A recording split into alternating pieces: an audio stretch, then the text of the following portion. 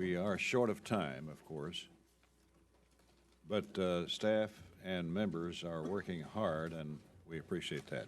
I want to thank you for your hard work thus far, and recognize that it's only about 16 inches between a pat on the back and a kick in the rump. So good work, but keep it up. Now we'd like to recognize Chairman Crenshaw to present the 017 Financial Services Funding Bill. Chairman. Well, thank you, Mr. Chairman, and welcome to everyone as well. Today we're considering the fiscal year 2017 Financial Services and General Government Appropriations Bill.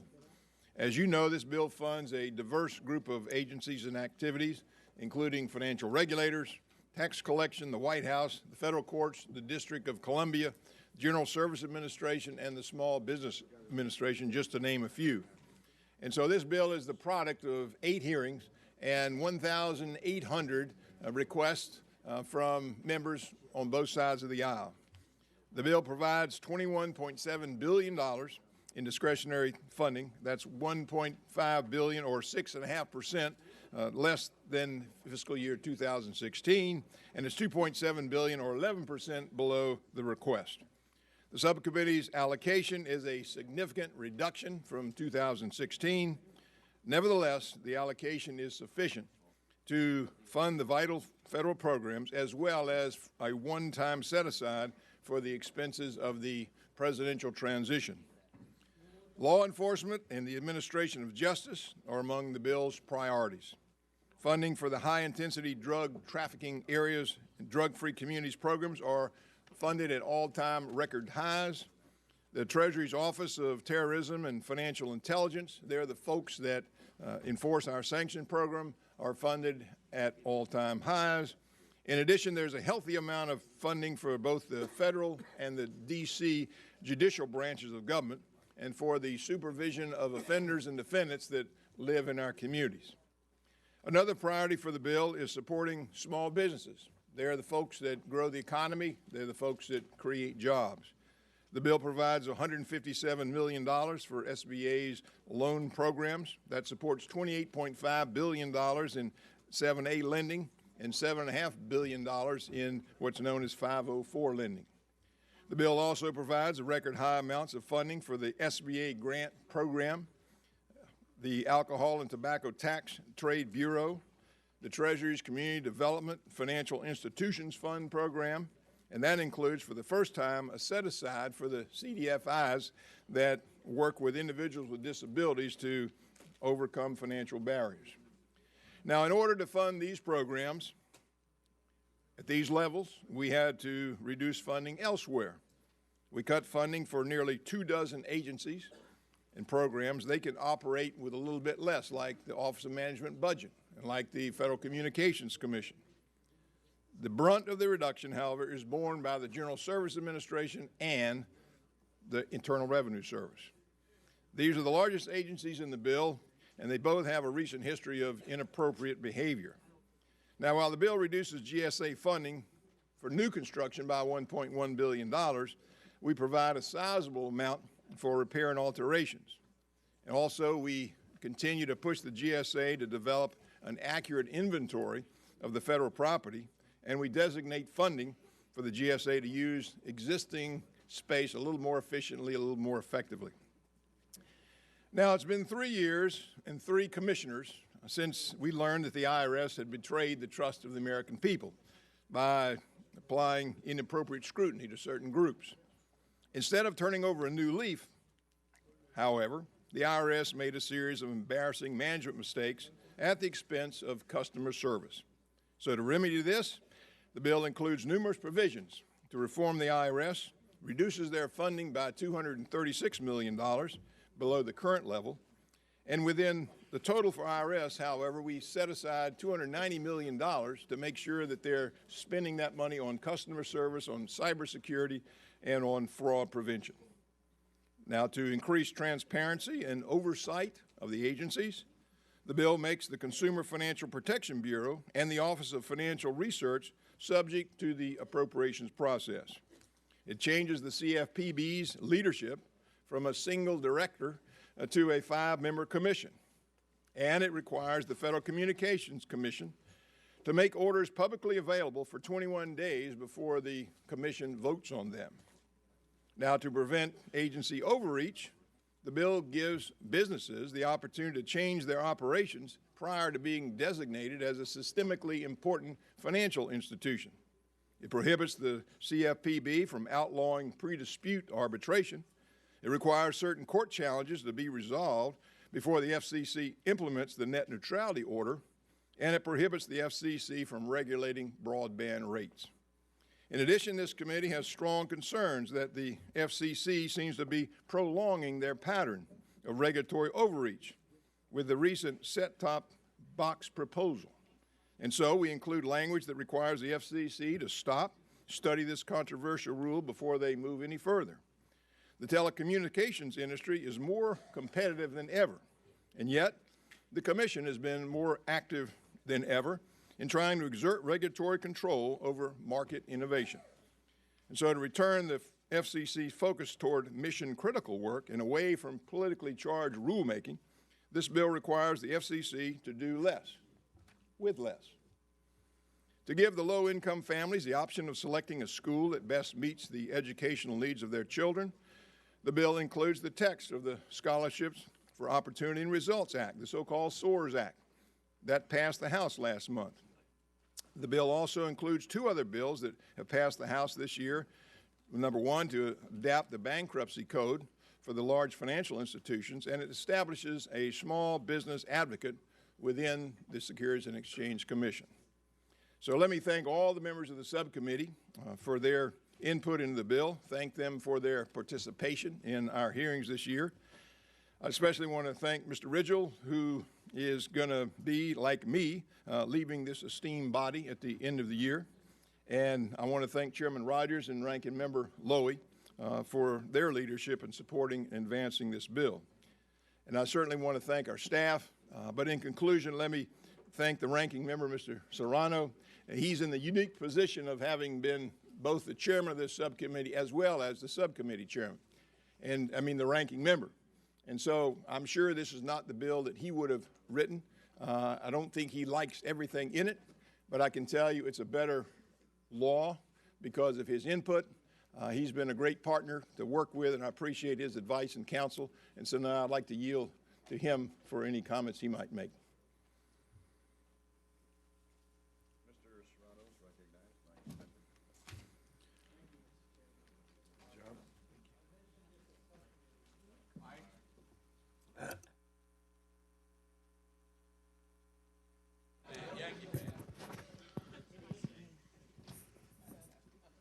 That's the 19th? It is on. It's on there. Yeah.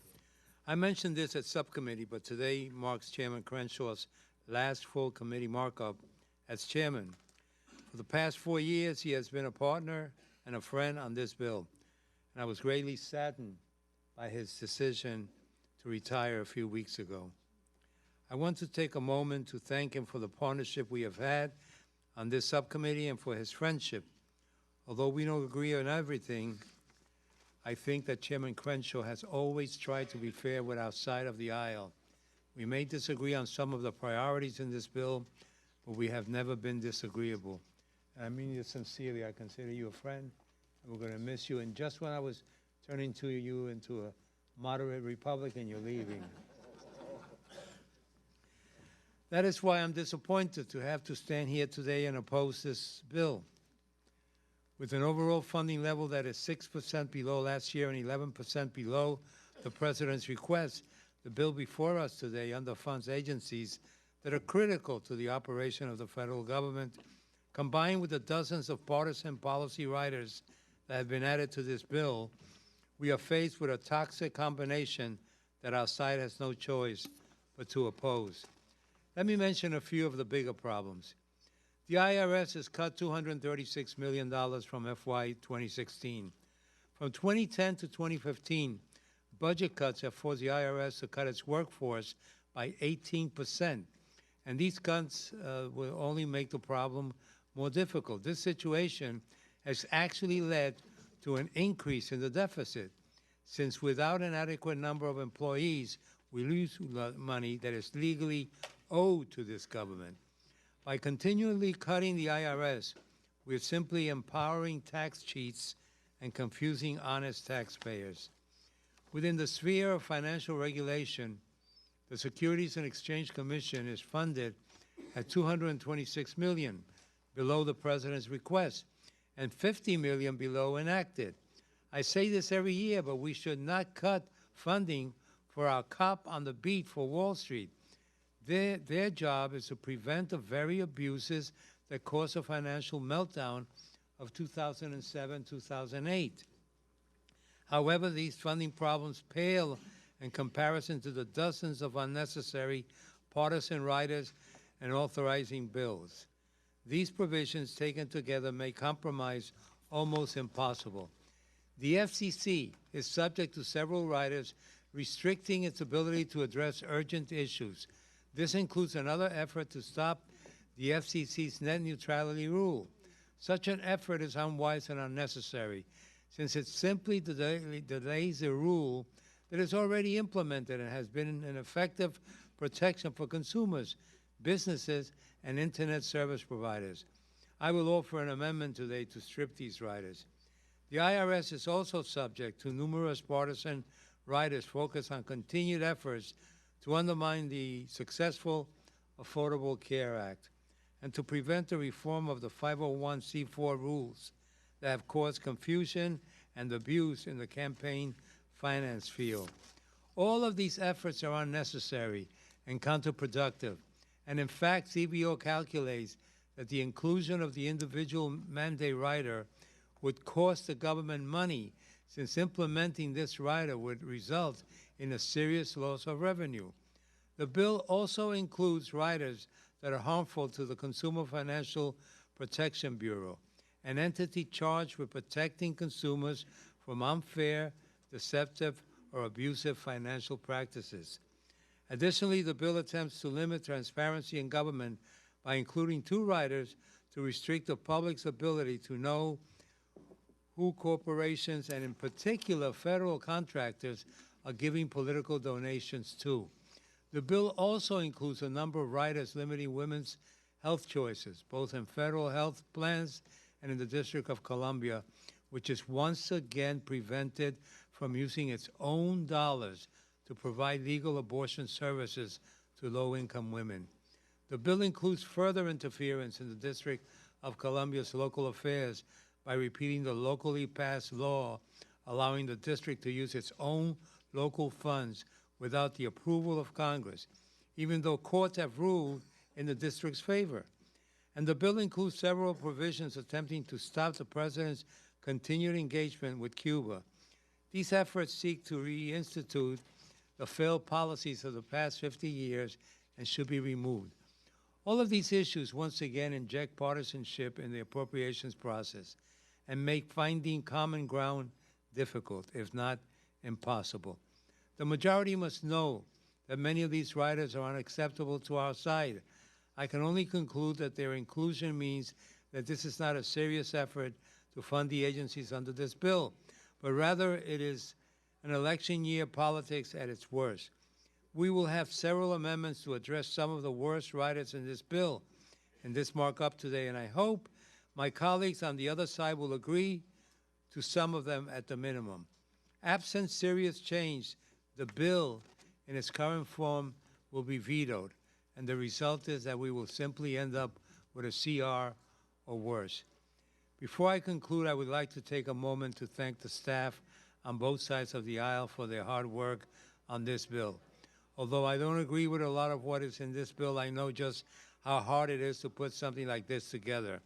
And I want to thank them for the many nights and weekends they spent crafting it.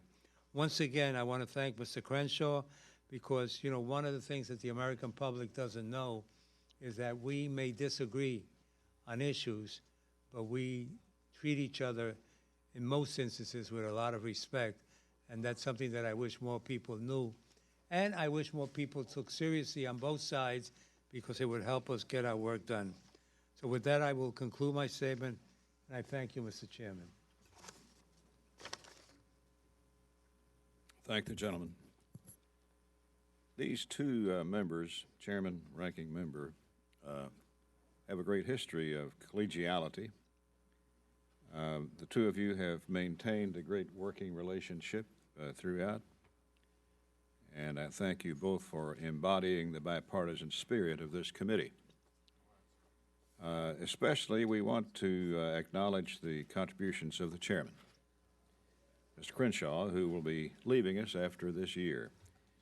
Over his 13 years on the committee, he's always lived up to the demands of being an appropriator, and always with a smile on his face. He has served his district well. He served this committee well. He served the Congress and the American people well, and we will miss him greatly. Mr. Chairman, thank you for your service. This bill is notable for the good work it does on two fronts: directing funding where it's needed most to grow the economy and enforce our laws, and tightly holding the reins on overspending, overreach, waste within the federal bureaucracies. We've got to keep a close eye, in particular, on those agencies that have been plagued by inappropriate actions and wasteful spending. That includes the IRS, which in recent years has targeted certain ideological groups unjustly and spent its limited tax dollars on frivolous conferences and videos, among other transgressions. This bill includes numerous prohibitions on funding to prevent wrongdoing like this from happening ever again, and maintains strict oversight over IRS spending. In addition, the bill prohibits funds for the IRS to further implement Obamacare. Instead, the bill directs IRS funding to where it's needed the most: taxpayer services. Includes an additional $290 million to improve customer service, fraud prevention, cybersecurity. In addition, funding for the IRS is $10.9 billion. That's $236 million below current levels and below the 2008 level. That's sufficient for the agency to fulfill its core duties. It will encourage the agency to streamline and use every dollar to its fullest potential. The bill saves taxpayer dollars and improves oversight within the federal agencies as well. Funding for the SEC is reduced by $50 million below current levels. The bill rescinds balances from the SEC's reserve slush fund. The bill also brings the Consumer Financial Protection Bureau, created by Dodd-Frank, within the annual congressional appropriations process to ensure that it's accountable to the American people and its actions are transparent and effective. The bill also provides direct resources to those programs that will have the greatest benefit for the American people: critical law enforcement and judiciary activities, as well as those federal programs that help improve the economy. This includes increases for our federal courts to improve public safety and speed up the processing of federal cases, and increases for the high-intensity drug trafficking areas and drug-free communities programs, which the President proposed to eliminate. To promote opportunity in our economy, the bill contains $883 million for the Small Business Administration to help American small businesses grow and thrive. In all, the bill makes great strides to invest taxpayer dollars in programs that promote growth and justice, and to keep our government transparent and accountable. It's a good bill, and I congratulate the chairman and ranking members and members of the committee, subcommittee, for the good work that you've done. It's a good bill. I urge the committee to support it. Ms. Lowy. Thank you very much, Mr. Chairman. And before I begin, I'd like to thank Chairman Crenshaw, Ranking Member Serrano, and Chairman Rogers for your efforts. I also want to send my sincere wishes to my friend, Chairman Crenshaw, on your last financial services markup. Andy, you've really been a pleasure to work with.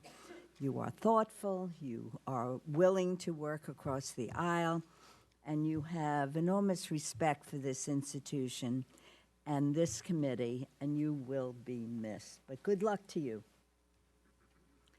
I think that deep down, you probably would prefer to leave us with a better bill than the one before us today. As I've stated previously, Democrats remain eager to support appropriation bills that invest appropriately and are free of poison pill riders. We've seen time and time again, including just 2 weeks ago, with the crushing defeat of the Energy and Water Bill, that bills making irresponsible cuts to critical priorities or loaded with divisive and ideological riders cannot and will not be enacted.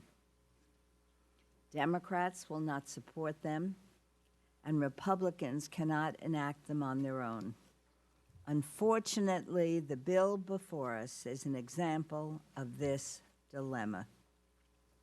And it is unfortunate because this bill has the responsibility for so many critical parts of our government.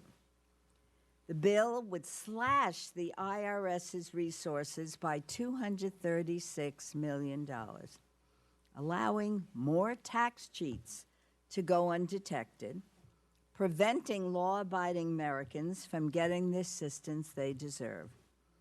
In New York alone, we've lost 1,554 IRS employees from 2001 through 2016.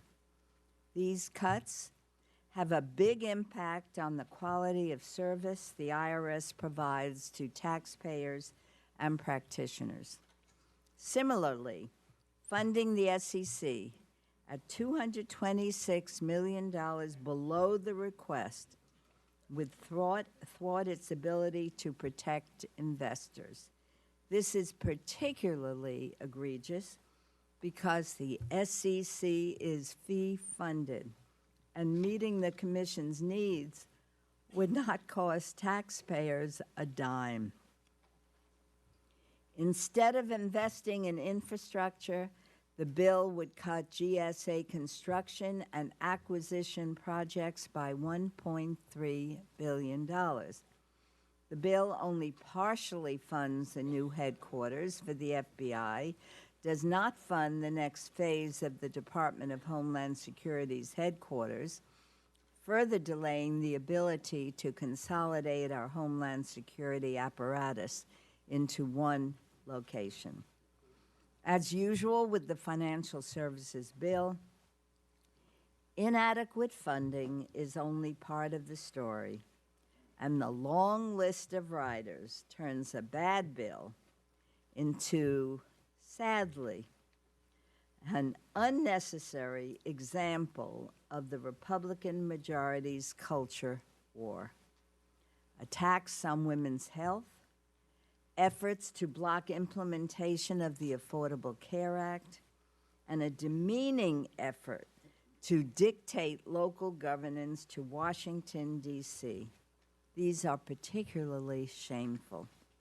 The long list of authorizing provisions remains troublesome, includes 4 restrictive provisions on Cuba, 3 blocking the FCC's net neutrality order. Once again, these misguided provisions unnecessarily jeopardize the success of the overall appropriations process. Despite these numerous shortcomings, the bill adequately supports the Small Business Administration, would help communities combat the growing heroin epidemic by increasing the Drug-Free Communities Program and the High-Intensity Drug Trafficking Areas Program. In addition, I am pleased to see the Community Development Financial Institutions Fund at $250 million, $16.5 million above enacted and $4 million above the request.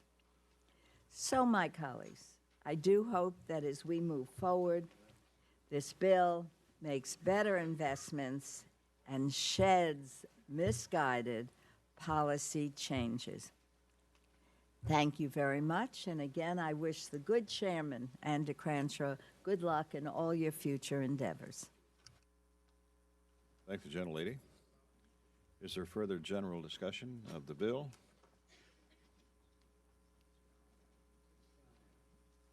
Mr.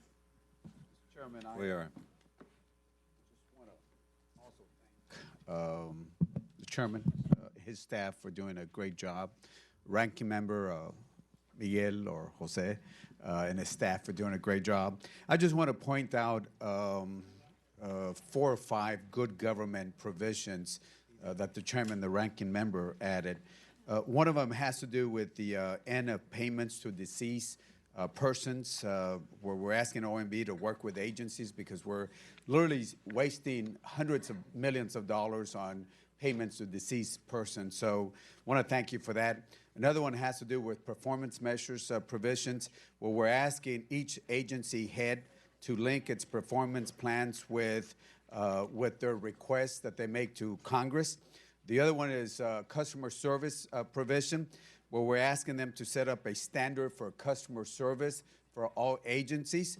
Another provision that got added on good governance is the one where we're asking that all unclassified vendor contracts and grant awards for all federal agencies be really emphasized on the U.S. spending government. We need to do more on that transparency.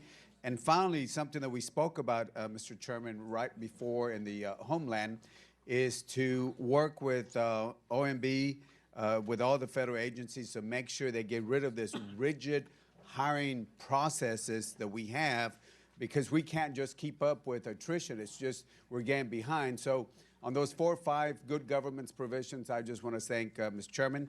Thank you. And on behalf of San Antonio, the last appropriations that we did on the 8 courthouses that we had, on behalf of San Antonio, I want to say thank you so much. Thank you, Mr. Chairman. Mr. Honda? Thank you, Mr. Chairman. Good morning. I also want to add my thanks to Chairman Crenshaw and Ranking Member Serrano. I just want to say that the robust funding for the IRS volunteer income tax assistance has been a very well received addition. We really want to thank you on behalf of those who are low income, and the money that's going to be returned to him will be recirculated through our economy. So just want to say thank you very much for that. The other is the modern day slavery that we know as human trafficking. I'm grateful for the inclusion of the provision to recognize and reinforce the Financial Crimes Enforcement Network's effort to combat human trafficking. Finally, Mr. Chairman, I want to thank you for including my report language in the manager's amendment to ensure that as the largest consumer of goods and services, our government, that those purchases of goods and services which will be free of exploitative labor, and I want to thank you for that, so that we can put an end in using taxpayer dollars for things that contribute to human trafficking. Again, I want to thank you.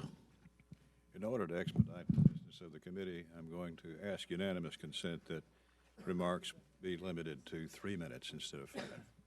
Without objection? Mr. Jenkins. Thank you, Mr. Chairman. One of the things I've realized from day one is it's the wonderful background of each of us and our own experiences that give us the ability to provide input into this process. And we're obviously not all experts in everything, but there are areas that we have a passion. And I share with the full committee chair a challenge of a region that's devastated by the drug crisis. And while this bill is financial services, as been mentioned here, it does deal with a lot of topics relating to the addressing the drug crisis. And I want to say thank you to the chairman of the subcommittee. It's been referenced both by the majority and minority side here of the HIDA program, high-intensity drug trafficking. This is a program that makes a real difference in real people's lives. We get rave reviews over how quickly the money is able to help local law enforcement, help programs that address neonatal abstinence syndrome, things, newborn babies that are drug withdrawing. And they're doing excellent work. While it's been referenced that we are plussed up that account by $3 million this year, thank you, Mr. Chairman. It is worth noting, however, that the President's proposed budget to us proposed a $50 million cut to the HIDA program. So in this tough fiscal era with challenging budget times where we make the investment, so this is a $56 million increase from what the President proposed, a real heavy lift in tough times, not just the fact that it's a $3 million increase from last year. So, Mr. Chairman, thank you for your efforts. The chair wishes to identify with the remarks of the gentleman just concluded. Is there further discussion? If not, are there amendments? Chairman? Chairman, I have an amendment to the desk, and I ask unanimous. Amendment offered by Mr. Crenshaw. Without objection, the reading is dispensed with. This is the manager's amendment. It includes a handful of technical and non-controversial items. They've been agreed to by the minority, and I ask that all members support this bipartisan amendment. Mr. Serrano? Mr. Chairman, I do support the manager's amendment. I'm sorry you didn't include a pay raise for all ranking members, but like I asked them. But in spite of that, we support it, and we urge a yes vote. Is there further discussion? Hearing none, the question is on the manager's amendment. All in favor say aye. Aye. All opposed, no. Ayes have it. The amendment is agreed. Ms. Lowy? Mr. Chairman, I have an amendment at the desk. Clerk will read. Pass unanimous consent. Without objection, the reading is dismissed with. The Ms. Lowy is bill. recognized. Thank you, Mr. Chairman. The bill before us confirms that the old saying, when I came to this committee, that there are three parties in Washington, Democrats, Republicans, and appropriators, just isn't true anymore. We could avoid fanning the flames of partisan culture war by passing reasonable bills with adequate funding levels and without unnecessary riders.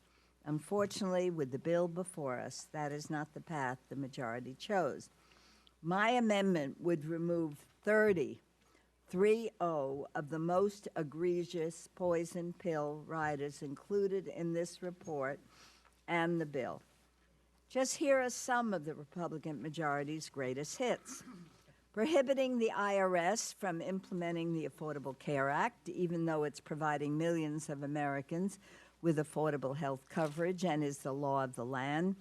Prohibiting rules to evaluate 501c4 organizations, even though confusion in the standard helped create the mess in the first place. Restricting travel to Cuba, attempting to block the FCC's net neutrality order, and prohibiting the CFPB from outlawing forced pre-dispute arbitration. Finally, my amendment would remove riders that aim to dictate onerous federal restrictions on Washington, D.C.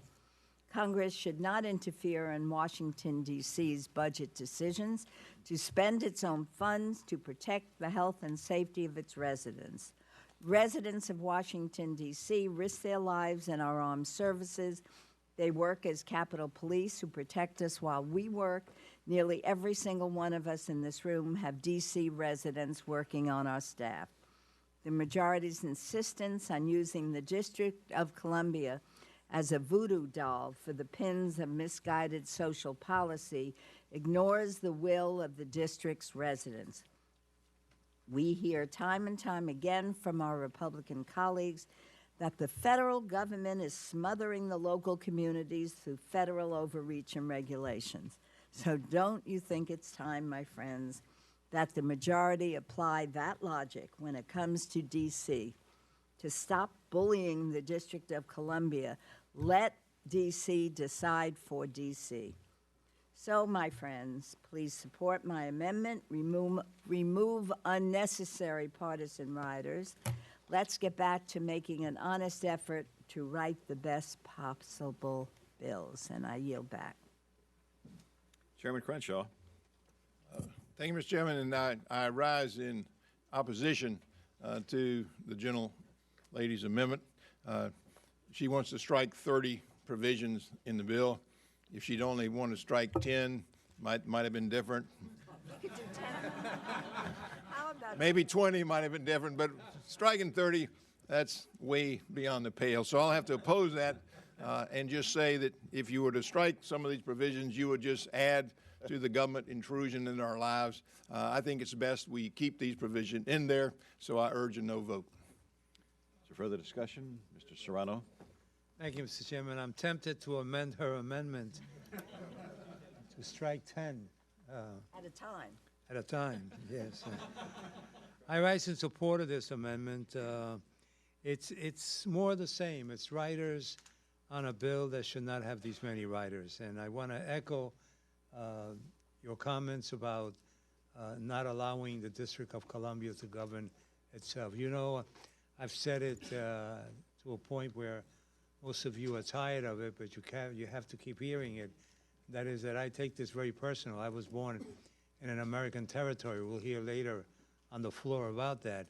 And it's not my role as chairman in the past or ranking member to treat the District of Columbia like an American colony. I know that feeling. It's not a good one. And so why we continue to experiment social issues on D.C. rather than experiment with them back home in our own districts is beyond me. But this is what happens.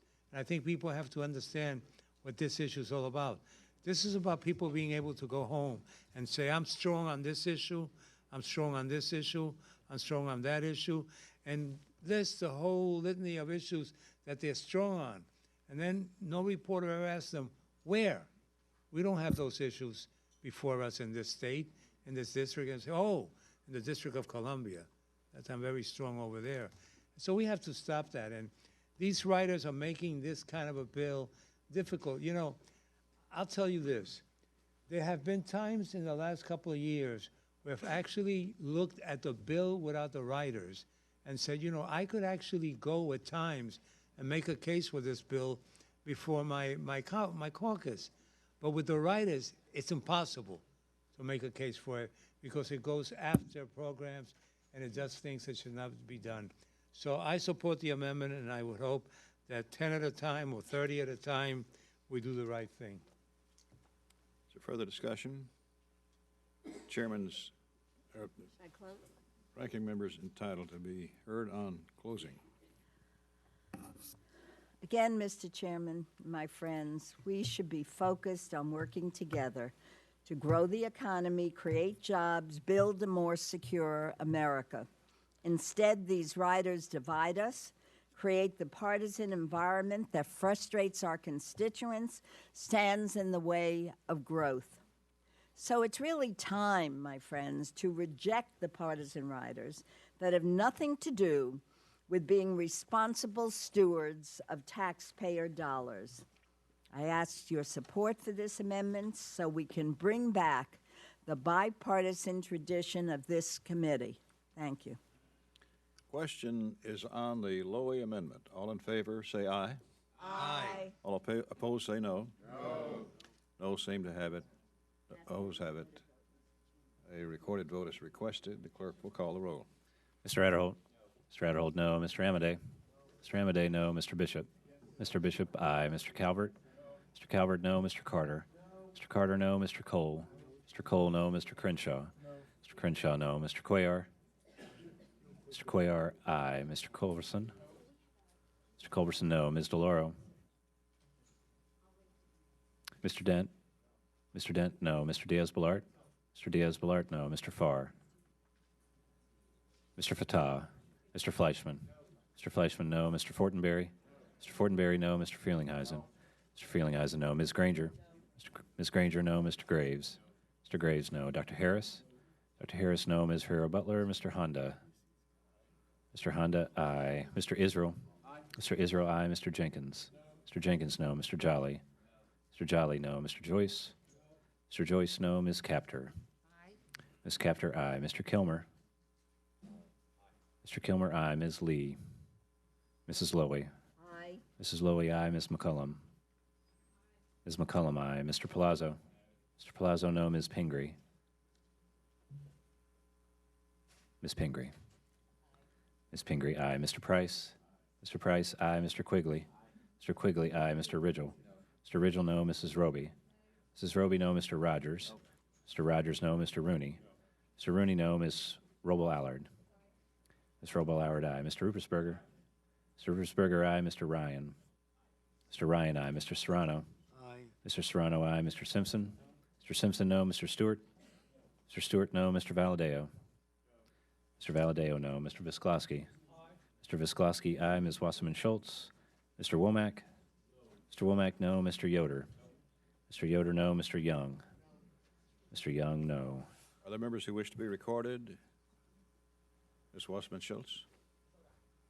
Ms. Wasserman Schultz, aye. Mr. Laurel? Ms. DeLauro, aye. Other members wishing to be recorded or change their vote? Clerk will tally.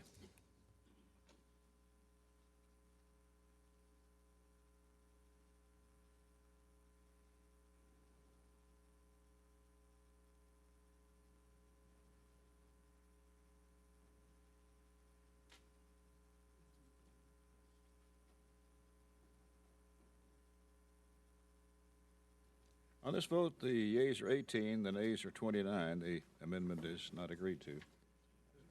Mr. Fleischman? Clerk will read. Amendment offered by Mr. Fleischman. At the end, Without objection, the reading is dispensed with. The gentleman's recognized for 3 minutes. Thank you, Mr. Chairman. Today I would like to talk about the manufactured home industry. This is a tremendous American industry, and it's a big part of the American dream. This is, for many Americans, the first time that they can experience home ownership. And my amendment addresses some of the issues that industry is facing. Access to housing is vital to families in my district and all across the United States. Unfortunately, due to the CFPB mortgage regulations that do not reflect the unique nature of the manufacturing home sales process, access to financing for manufactured homes is in serious jeopardy. These homes are necessary for those that could not otherwise afford a home, and manufactured homes are commonly available at lower monthly payments than what it costs to rent. Almost 3/4 of the families living in manufactured homes have annual incomes that are under $40,000. But this important source of home ownership for American families is being threatened by current high-cost mortgage rules that are too inflexible and lead to the lack of financing or denial of financing for certain homes, particularly lower-priced, affordable options. Since the CFPB rules consider costs as a percentage of a loan, smaller-size loans like manufactured home loans often violate points and fee caps. Because of the resulting high-cost designation and increased lender liability associated with it, some lenders have stopped manufactured housing loans altogether, and others have stopped originating loans under $20,000. Many communities have said that their tenants are being forced to sell their homes at well below market rates to cash buyers because potential buyers can't find financing. These below-market sales don't just hurt sellers, they hurt every homeowner in the community who feels a huge loss on the equity of their home. Additionally, the CFPB's rule on the loan originator definition has gone into effect, and retailers have been forced to stop providing technical assistance to consumers during the home buying process. I think that's a very important part of that someone who's actually selling the home now is prohibited from talking to the consumer about the product that they're selling. It's very restrictive. My amendment modifies the definition of high-cost loans so that manufactured housing loans are not unfairly swept under the high-cost loan designation simply because of their small size. This amendment does not only preserve Dodd-Frank's core consumer protections, but it helps consumers by restoring access to financing. Mr. Chairman, I yield back. Chairman Crenshaw. Thank you, Mr. Chairman. I rise in support of this amendment. I think the gentleman has described it very well. This is going to make sure that there are going to be affordable housing for millions of Americans. So I urge a yes vote.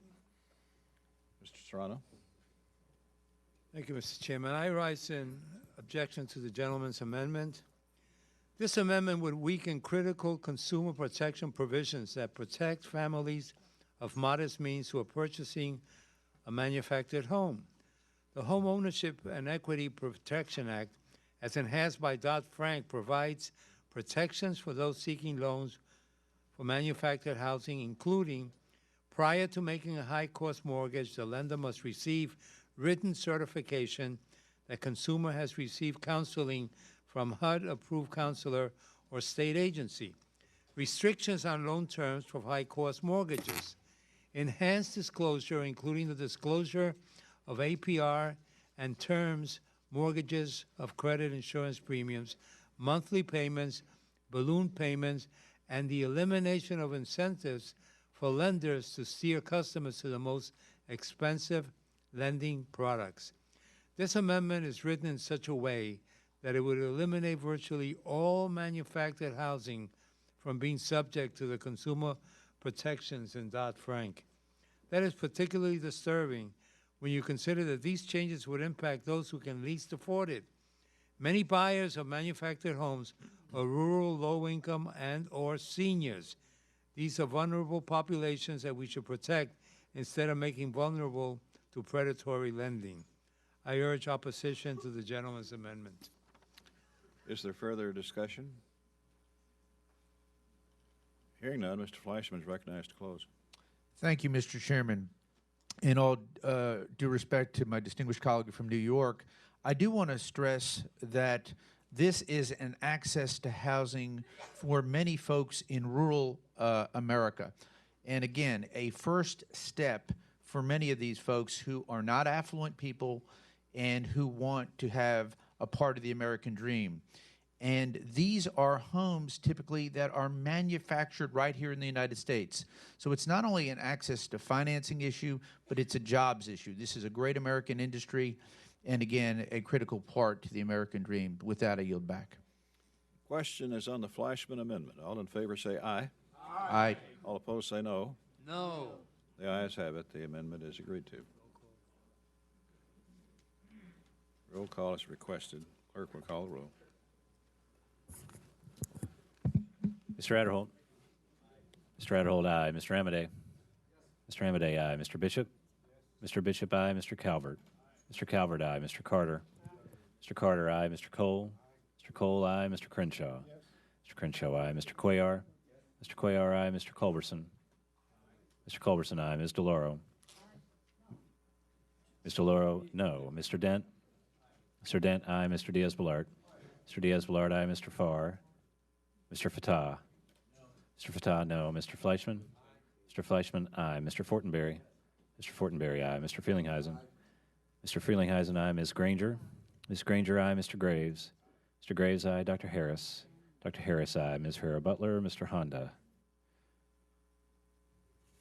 Mr. Honda. Mr. Honda, no. Mr. Israel. Mr. Israel, no. Mr. Jenkins. Mr. Jenkins, aye. Mr. Jolly. Mr. Jolly, aye. Mr. Joyce. Mr. Joyce, aye. Ms. Capter. Ms. Capter, no. Mr. Kilber. Mr. Kilmer, no. Ms. Lee. Mrs. Lowy. No. Mrs. Lowy, no. Ms. McCullum. Ms. McCullum, no. Mr. Palazzo. Mr. Palazzo, aye. Ms. Pingree. No. Ms. Pingree, no. Mr. Price. Mr. Price. Mr. Price, no. Mr. Quigley. Mr. Quigley, no. Mr. Ridgel. Mr. Ridgel, aye. Mrs. Roby. Mrs. Roby, aye. Mr. Rogers. Aye. Mr. Rogers, aye. Mr. Rooney. Mr. Rooney, aye. Ms. Roba Allard. Ms. Roba Allard, no. Mr. Ruppersberger. Mr. Ruppersberger, no. Mr. Ryan. Mr. Ryan, no. Mr. Serrano. Mr. Serrano, no. Mr. Simpson. Mr. Simpson, aye. Mr. Stewart. Mr. Stewart, aye. Mr. Valadeo. Mr. Valadeo, aye. Mr. Visklosky. Mr. Visklosky, no. Ms. Wasserman Schultz. Ms. Wasserman Schultz, no. Mr. Womack.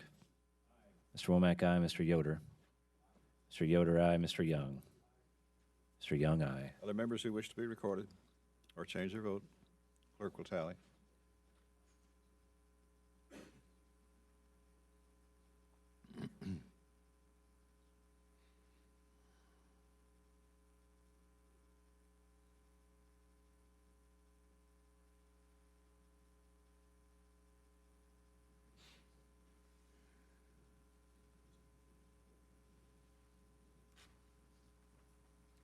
On this vote, the yeas are 31, the nays are 17. The amendment is agreed to. Ms. Wasserman Schultz. Thank you, Mr. Chairman. I have an amendment at the desk, and I ask that it, unanimous consent that it be considered as read. Without objection. Thank you, Mr. Chairman. I rise today to offer an amendment to continue funding for the Pool Safety Grant Program at the Consumer Product Safety Commission. This program was created by the Virginia Graham Baker Pool and Spa Safety Act, our nation's first pool safety law. Unfortunately, drownings and near drownings in swimming pools and spas continue to pose a significant public health risk to our nation's children. Drowning remains a leading cause of unintentional death for children ages 1 to 4. It's responsible for more deaths among children in this age group than any other cause except birth defects. My home state of Florida, from where 5 of us on this committee hail, where it is pool weather year-round, has one of the highest rates of drownings in the nation. It's a tragedy that we see all too often. A toddler who doesn't know how to swim wanders into a backyard pool that doesn't have a fence, or a parent gets distracted for just a few moments at a backyard pool party. In seconds, a child can silently slip under and drown, and a tragic and utterly preventable accident occurs. Fortunately, we're not helpless in the face of these dangers. Interventions can save lives if we make more families aware of the simple steps that they can take to protect their children. All young children need to learn how to swim, whether you have a pool in the backyard or not. Pools need to be fenced in. A child in and around the pool needs to be supervised at all times without distraction. And pools must have the appropriate safety equipment, including drain covers that prevent potentially fatal entrapments. The CPSC runs a pool safety education and awareness campaign, and this grant program helps municipalities bolster these efforts in getting the necessary resources and safety information in the hands of families, pool industry professionals, and local inspectors. Most importantly, these grants create a powerful incentive for municipalities to have their own effective pool safety codes on the books. This ensures that more communities around the country have these important standards like safe drain covers and pool enclosures at more pools. Last year, the CPSC awarded grants for the first time to 5 municipalities across the country. These represented communities that ranged from urban to suburban and rural and populations with diverse demographics. There are millions of pools in the United States, and pool safety affects nearly every corner of our country, even if you are not from a warm weather state. Now is the time to build on our progress and continue our robust effort to limit this leading danger to children, and I urge the adoption of the amendment. Chairman Thank you. I yield Crenshaw. back. Thank you, Mr. Chairman. This is a good amendment. As was pointed out, you might expect that kids 1 through 14, the leading cause of injury-related death is motor vehicles. But number 2 is drowning.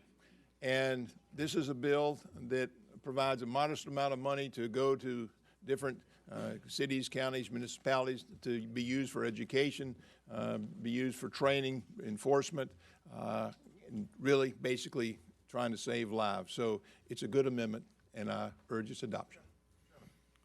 Chairman Diaz-Balart. Very brief. I just actually want to commend the sponsor. This is something that she has been championing for a long time. And I would tell you her efforts have frankly made a huge difference when she was in the state legislature in the state of Florida, and she continues to do that. So I just want to thank her for keeping up this great, wonderful fight. So thank you. I yield back, Mr. Chairman. Ms. Lowy.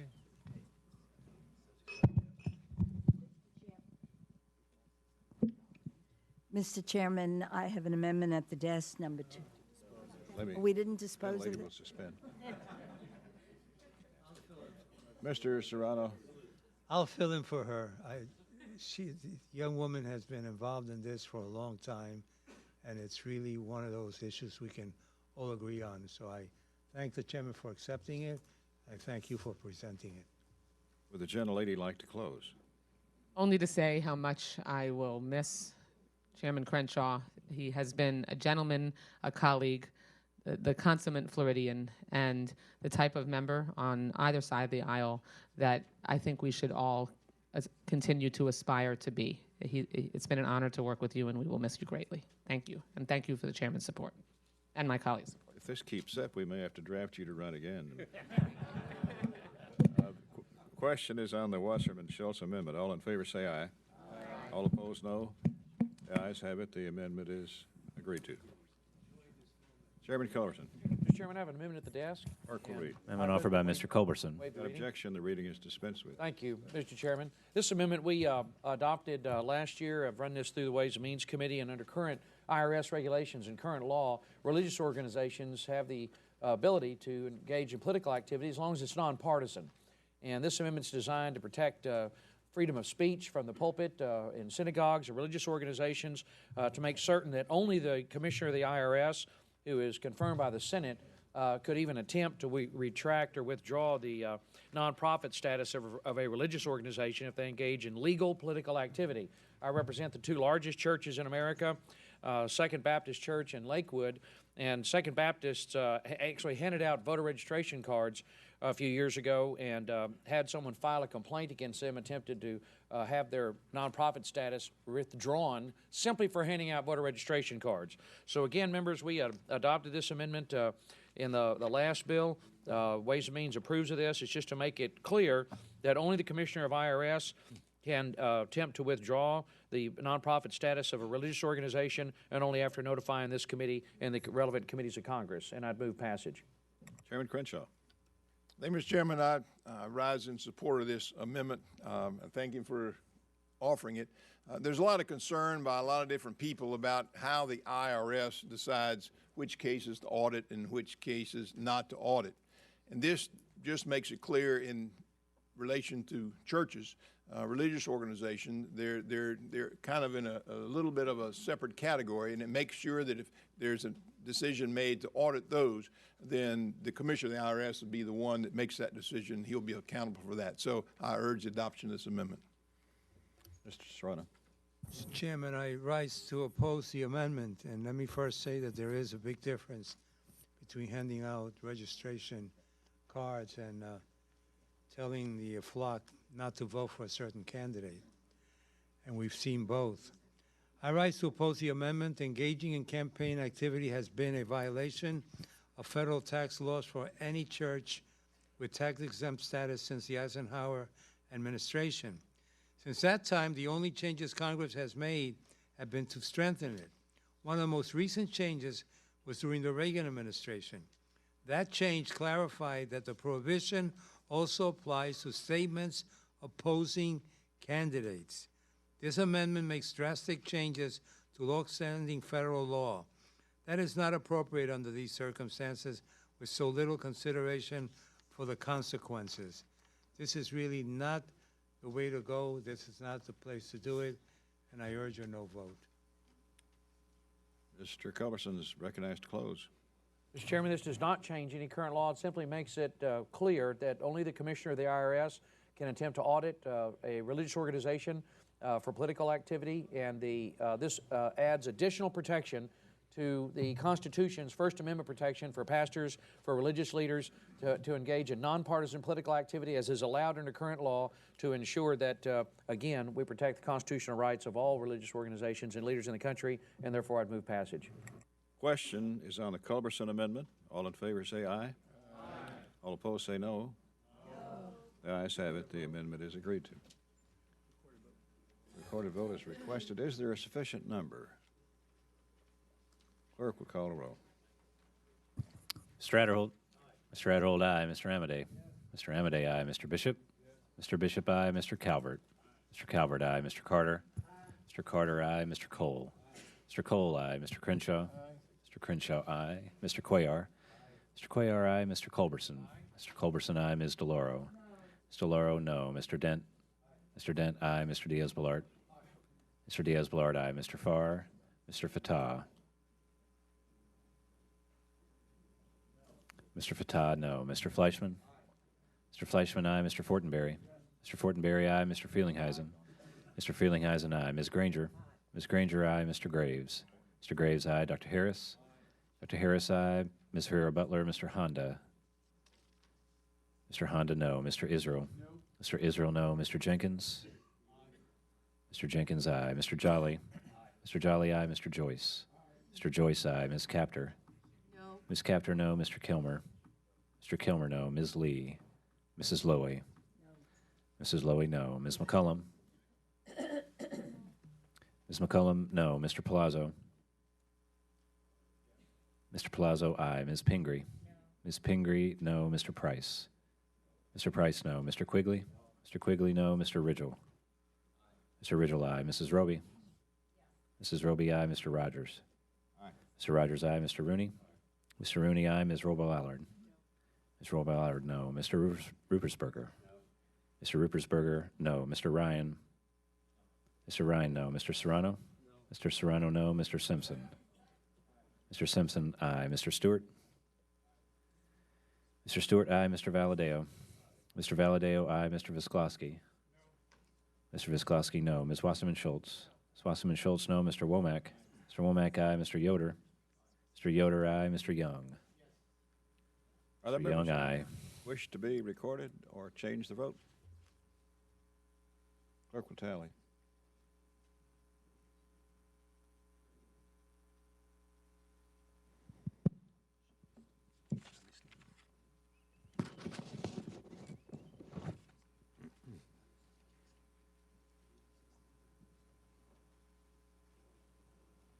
On this vote, the ayes are 31, the nays are 17. The amendment is agreed to.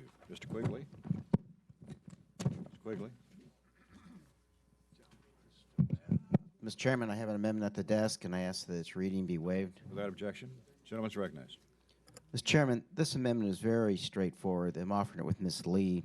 It simply inserts the word federal in Section 810 of the bill to clarify that local D.C. funds can be used as elected officials of D.C. see fit. In this instance, it would allow them to use locally raised funds for abortion services. Now, I understand my friends on the other side of the aisle oppose abortion and oppose federal tax dollars going toward abortion services. We disagree on this issue, but my amendment would not affect the current ban on federal dollars being used for abortion services. It would, however, allow D.C. dollars to be used for such services. This amendment is not only an issue of choice.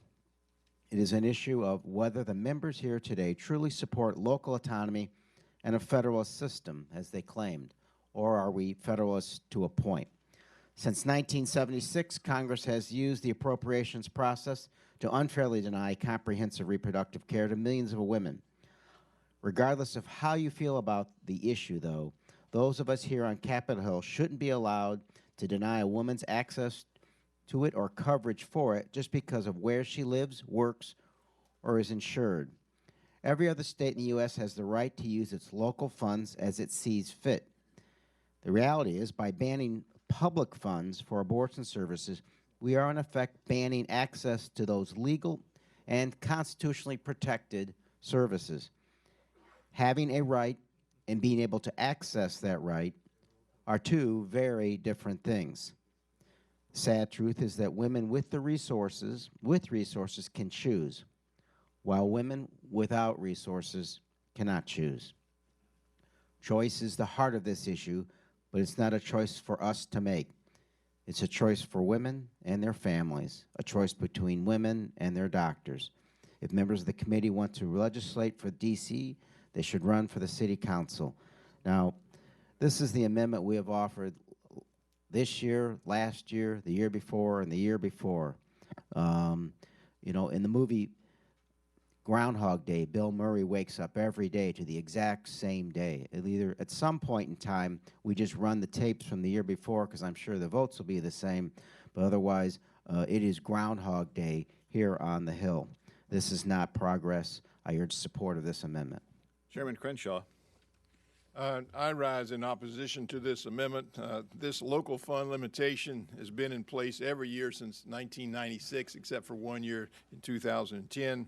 The Constitution gives Congress the responsibility to appropriate D.C. local funds.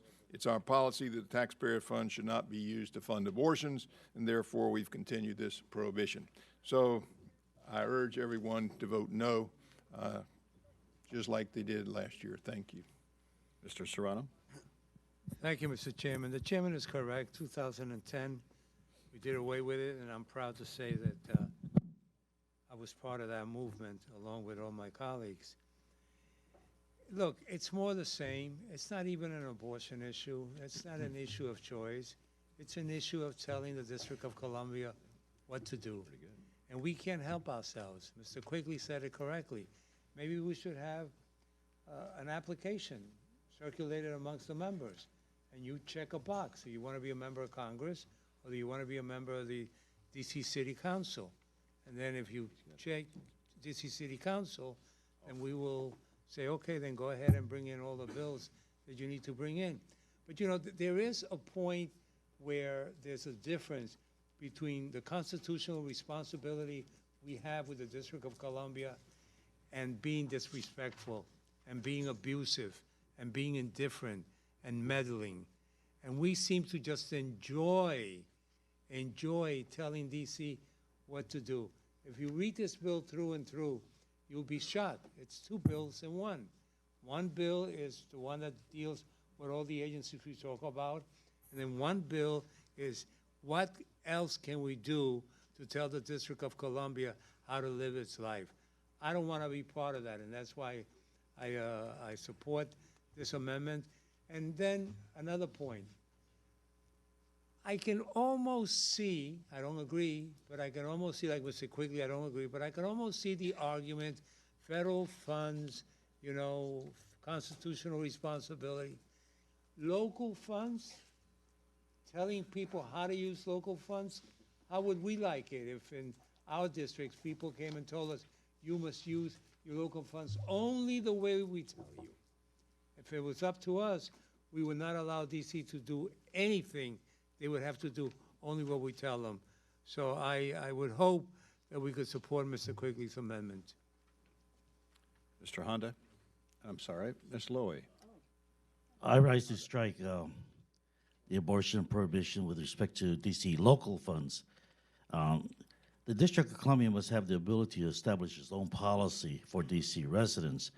After all, this is in accordance with the spirit and principles of home rule.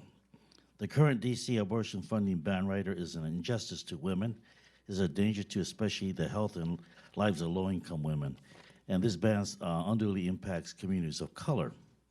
Let DC decide for itself on the programs that impact the city's residents. It's their money, they raised it, let them choose how they want to spend it. And how would you like to have someone come over and take your own personal income? It's like a kid jumping another kid for their lunch money. And I think that that's wrong. Strongly urge a yes vote on this amendment. Ms. Lowy? I rise in strong support of this amendment at a time when this committee is struggling to even adequately allocate 302Bs. The majority is just wasting time in an attempt to prevent the district from using, as you heard, its own funds for safe, legal health services. Lack of public funding for health services creates an additional financial burden for already impoverished families, forcing women to choose between paying out of pocket for reproductive services or basic necessities for their families. If you want to dictate what should be done with local dollars, as you heard, you really should run for the DC Council. None of us were elected to force a radical, ideologically driven agenda upon the residents of Washington, D.C., barring the district from utilizing its own funds for reproductive health services is a slap in the face to all district residents. Vote for this amendment. Mr. Laurel. Thank you very much, Mr. Chairman. I too rise in strong support of this amendment, which strikes language prohibiting funding for family planning in the District of Columbia. Once again, the bill language is another example of the majority's continued assault on women's rights, and quite frankly, I'm concerned that the majority continues to insist on these divisive overreaches year after year. The residents and the government of Washington, D.C. should be able to determine how they want to use their local resources without congressional interference. It really is ironic that although the majority has attempted to roll back the Affordable Care Act over 60 times, claiming to support the sovereignty of local governments in health care, they continue to want to pass legislation that says the District of Columbia should not have the ability to make its own health care decisions using its own funds. This is about a woman's fundamental right to make her own family planning decisions. The courts have spoken, Roe v. Wade is the law of the land. The majority of Americans support it, but the majority would rather roll back the clock by decades, forcing D.C. back into a reality when women could not make their own health care decisions. And it's about time that we just say enough is enough. This amendment would help to reverse this attack on women and families, and particularly on the autonomy of the government of the District of Columbia, and I urge my colleagues to support it. Mr. Quigley may close. Thank you, Mr. Chairman. This is an issue of fairness, particularly for women of limited means, but for the constitutional scholars in the room who have read the Federalist Papers, can you imagine if you read this and there was actually a section by these brilliant writers that said, except for our nation's capital? It's not there, and as a result, you should vote aye on this amendment. Thank you. Question is on the Quigley amendment. All in favor say aye. Aye. All opposed say no. Noes seem to have it. The noes have it. The amendment is not agreed to. A roll call is requested. The clerk will call the roll. Mr. Adderholt. Mr. Amade. Mr. Amade, no. Mr. Bishop? Yes. Mr. Bishop, aye. Mr. Calvert? No.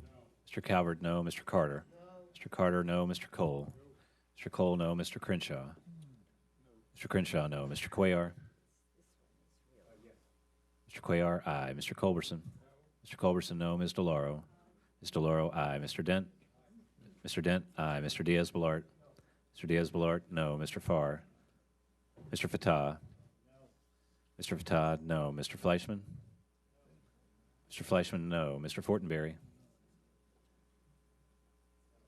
Mr. Fortenberry, no. Mr. Frelinghuysen? No. Mr. Frelinghuysen, no. Ms. Granger? No. Ms. Granger, no. Mr. Graves? Mr. Graves, no. Dr. Harris? Dr. Harris, no. Ms. Herrera-Butler? Mr. Honda?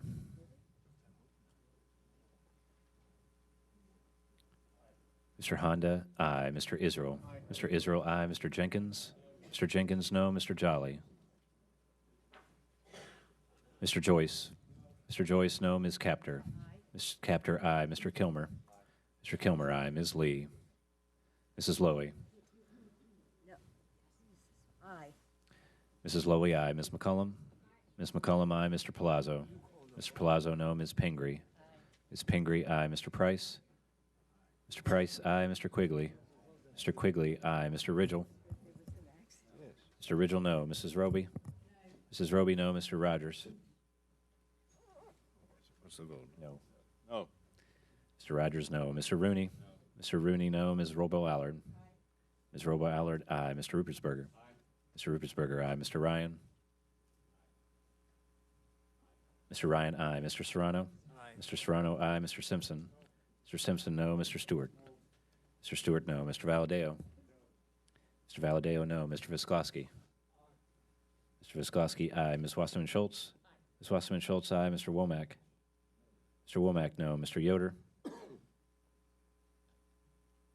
Mr. Yoder, no. Mr. Young? Mr. Young, no. Are there members who wish to be recorded? Mr. Fattah, aye. Mr. Jolly? Mr. Jolly, no. Mr. Adho?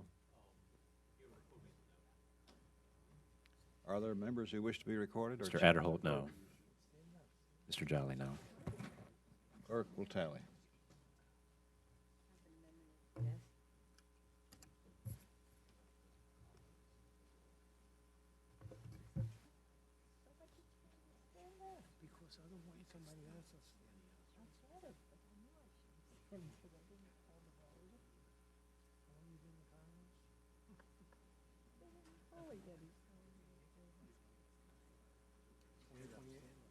Now,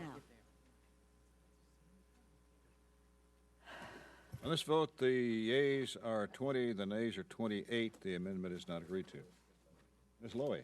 Mr. Chairman, I have an amendment at the desk, my amendment number 2. Clerk will read. Yes. Amendment offered by Mrs. Lowy. Without objection, the reading is dispensed with. My amendment increases funding for the Securities and Exchange Commission to the request level of $1.781 billion. As we are all aware, the SEC is entirely fee-funded, So this additional funding will not add a dime to the bill's bottom line. The SEC is the cop on the beat of Wall Street, protecting consumers against marketplace fraud and malpractice and maintaining the health of our securities markets. Its needs are growing.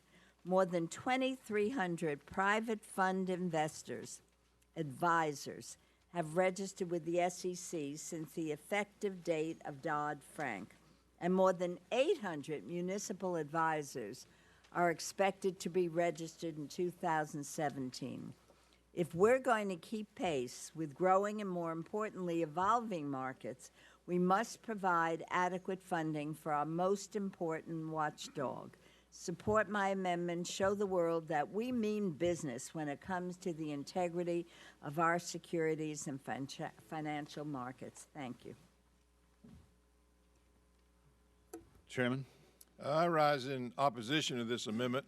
And first, let me say that no agency has received as much increases over the years as has the SEC. And this bill is a measured approach to the SEC.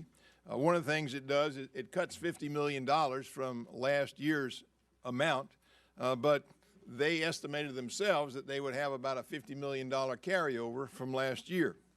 And yes, it does rescind money from the SEC reserve fund.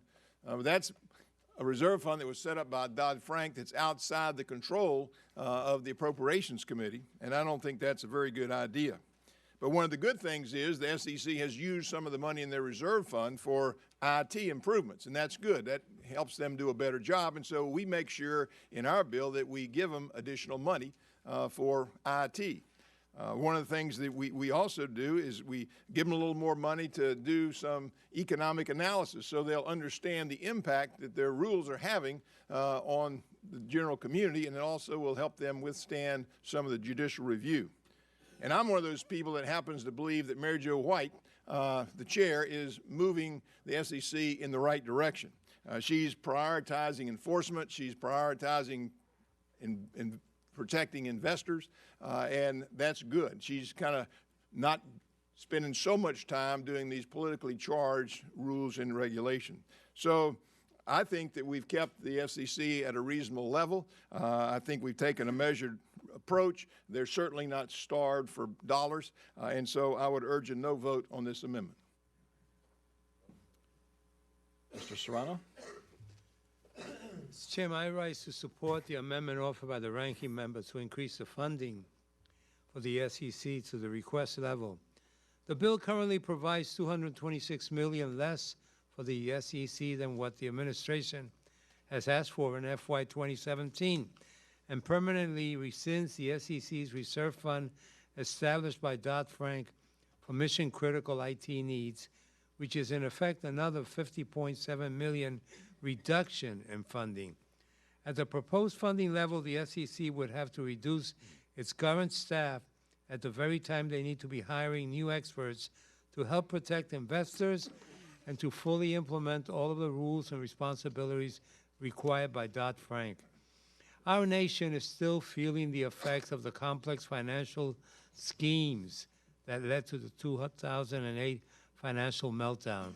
The reforms in Dodd-Frank will help prevent future problems, but the SEC needs adequate funding to carry them out. Further, many financial firms spend more than on their IT budgets, and the SEC spends on its entire budget. We should be doing everything possible to lower this discrepancy, and it starts with giving the SEC the resources they need to protect American investors and to prevent fraud, abuse, and mismanagement at corporations. This amendment would increase funding for the Securities and Exchange Commission by $226 million, which would fund the SEC at the level requested by the administration. I want to be clear that funding the SEC at this level is perfectly feasible if this committee had the will. According to CBO, this increase will not have any impact on the 302B allocation because the SEC is fee-funded. We need a strong cop on the beat to prevent past abuses from being repeated. This amendment would help to do that, and I urge strong adoption of the amendment. Ms. Lowy is recognized to close. Thank you, Mr. Chairman, and I was particularly pleased to hear Chairman Cranshaw talking so positively about the SEC chairwoman, Mary Jo White. It's getting more and more difficult for outstanding citizens from the private sector to take these positions because of all the abuse and attack they receive. And as she said, as SEC Chair Mary Jo White said when she testified before the Financial Services Subcommittee in March, the SEC's responsibilities continue to dramatically increase year after year. To not fund the SEC at a workable level is irresponsible, particularly when it costs us nothing. So, my colleagues, vote for my common sense amendment. Thank you. Question is on the Lowy amendment. All in favor say aye.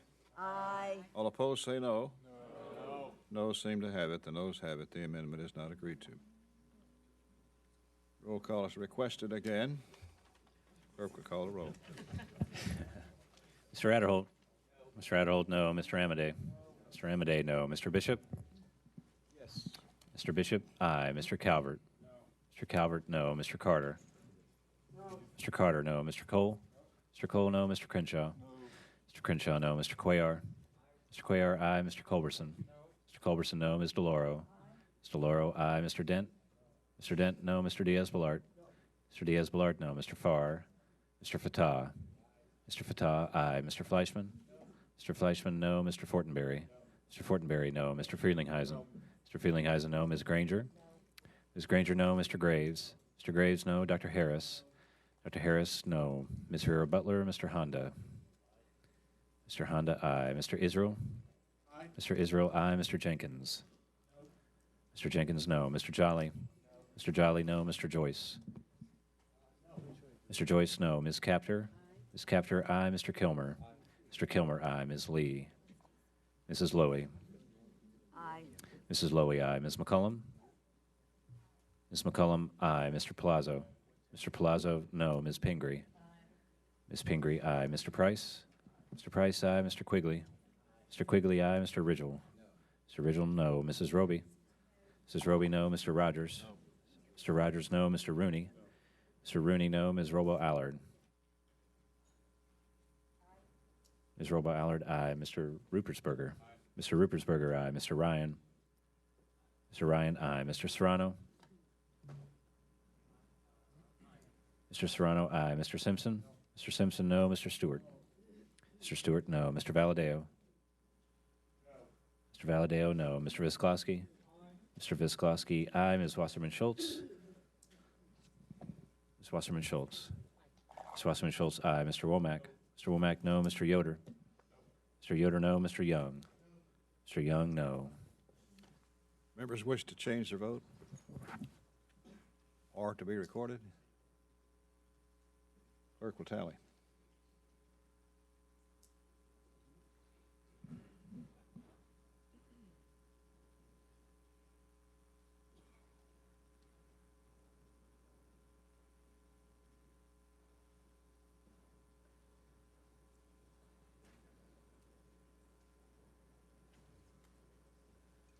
On this vote, the yeas are 19, the nays are 29. The amendment is not agreed to. Mr. Palazzo. Thank you, Mr. Chairman. I have an amendment at the desk. Clerk will read. Amendment offered by Mr. Palazzo.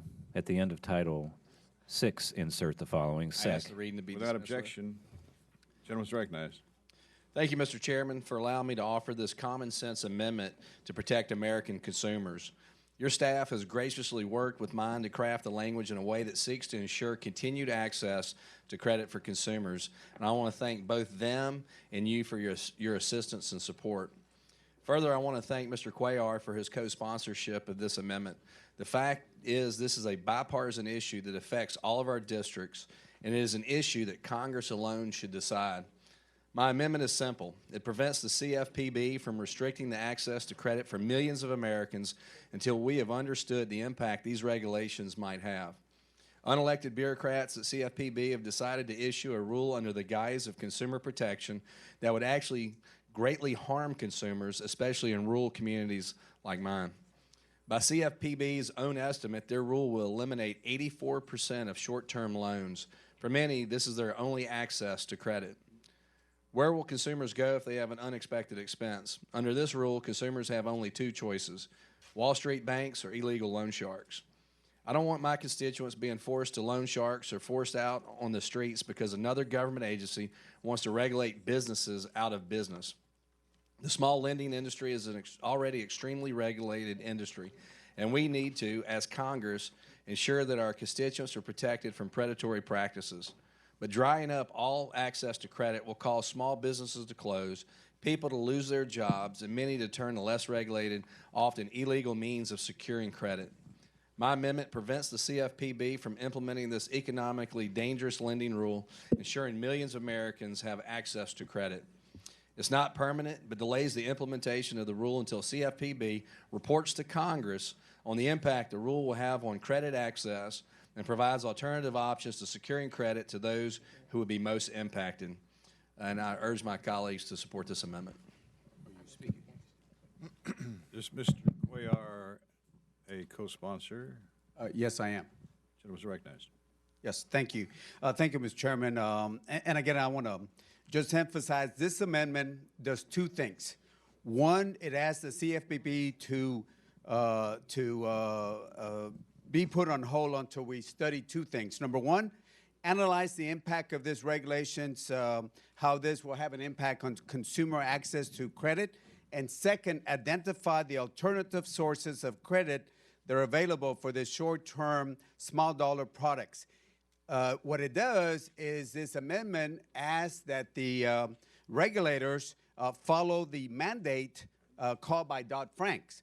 For example, the access, we know the access to credit, that is, according to the CFPB, this will affect up to 80% of the loan volumes that we have.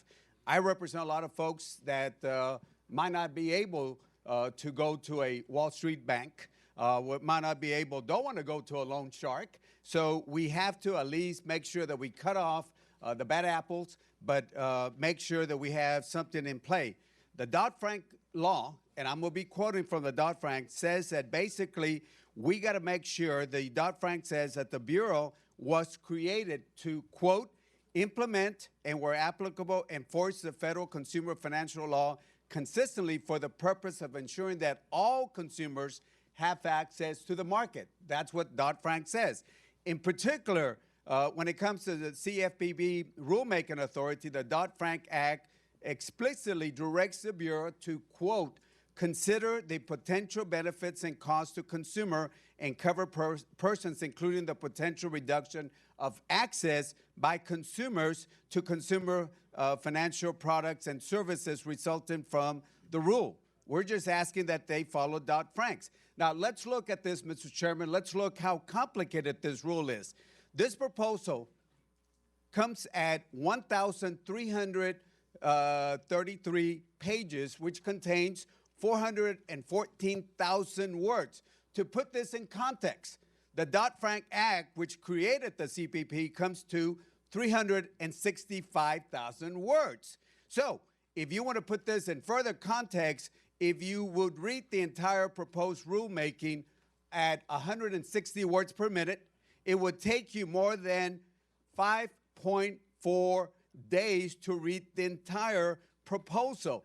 Now, doesn't this sound a little complicated on a proposal that governs loans that are on the average of 400 loans or less? Research, and I'll conclude with this. Research. For the 1,300 pages, there were only 100 pages of research on this, and it doesn't answer the questions that I think are so important under this amendment. The question that should be answered is, where will consumers go if you take this away? Now, unscrupulous lenders, put them out of business. But again, this amendment does two things. Is one, find the alternative and find and make sure that we follow the Dodd-Frank rule. So again, long. Thank you again, Mr. Chairman. Chairman Crenshaw. Thank you, Mr. Chairman, and I rise in strong support of this amendment and thank the two gentlemen for the work that they've done in this area. It's been pointed out, we're talking about loans that average $392. and you got 1,300 pages of rules and regulations that are just going to basically pretty much put folks out of business, and they got nowhere to go to borrow the money. These are the people that we want to deal with that are using these kind of loans in an appropriate way. They get a little short of cash, they're in a pinch, they can borrow the money, they pay it back a couple of weeks later, and sure, every now and then somebody can't pay it back right away, just like people go out and buy a house and they've got a mortgage they can't afford and they get in trouble, or maybe they go out and borrow money and put it on their credit card and then they can't pay off the card and they kind of get stuck in that rut. But somewhere along the way, you've got to have individual responsibility. And you can balance the access to credit with protecting the consumers, and that's what this amendment tries to do. It just says we're going to put a pause on this proposed rule until that report comes out that Mr. Cuellar talked about. Once we have all that, like for instance in Florida, we've got one of the most progressive laws in the country, and it's working well. And yet the CFPB overlooks that and decides to write some national law that at the end of the day is probably going to do more harm than good. So again, I thank them for offering this amendment, and I strongly urge a yes vote. Mr. Serrano. Thank you, Mr. Chairman. I rise in opposition to the amendment. The gentleman complains about reading for 4 days. It's too bad that we don't read more about how bad these payday loans are. We read more reports, we'd know. The amendment requires an unnecessary report before the board can take action on payday lending. This is nothing but another attempt to delay consumer protections in this area. First again, is this an appropriations bill or an authorizing bill? Some of my colleagues seem to be confused. On June 2nd of this year, the Consumer Financial Protection Bureau announced a proposed rule that would end payday debt traps by requiring lenders to take steps to make sure consumers can repay their loans. The strong consumer protections being considered by the Bureau would apply to payday loans, vehicle title loans, deposit advance products, and certain high-cost installment and open-ended loans. They would help rein in payday lenders that go after the most vulnerable workers. Payday loans typically have an annual percentage rate of about 390% or even higher. The proposals under consideration would restrict lenders from attempting to collect payment from consumer bank accounts in a way that tend to rack up excessive fees. They would also cover both short-term and longer-term credit products that are often marketed heavily to financially vulnerable consumers. It is clear that any proposal that would interfere with the Bureau's ability to act on payday lending would be extremely damaging to the public interest and to millions of working families at this time. I urge defeat of the amendment. Ms. Weissman-Schultz. Thank you, Mr. Chairman. I rise in opposition to Mr. Cuellar and Palazzo's amendment. The Consumer Financial Protection Bureau has undergone the lengthy process in proposing their rules related to small dollar lending and has since begun a comment period to hear from the American people on their proposal. This is the time to be heard, to utilize the public comment period and provide feedback to the Bureau.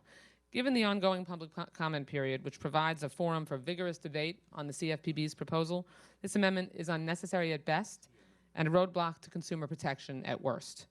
Now that the CFPB has released their proposed rules, and we know what they are, I believe that they are inarguably a step in the right direction.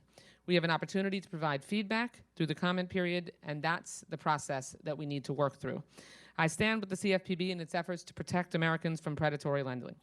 Their proposal includes important provisions such as lender reporting requirements to track loans and assess each borrower's ability to repay. And my home state of Florida has tracked loan data for over 10 years, and this information has been pivotal in protecting consumers and helping to end the cycle of debt for many. The CFPB's proposed rule also curbs the abusive lending practice of repeatedly attempting to withdraw funds from consumers' accounts. This practice leads to unexpected and heavy overdraft fees for borrowers. The CFPB's proposal will rein in this practice and preserve access to credit, which is an important balance that needs to be struck without the burden of such costs. At the end of the day, I believe that the proposed rule strikes the right balance, and at this point, that any suggested changes can and should be made during the public comment period through the normal rulemaking process. A one-year moratorium, when we clearly have time to provide feedback through the rulemaking process, is not constructive and impedes the important goal of striking a balance between protecting consumers and preserving access to capital. Thank you. I yield back.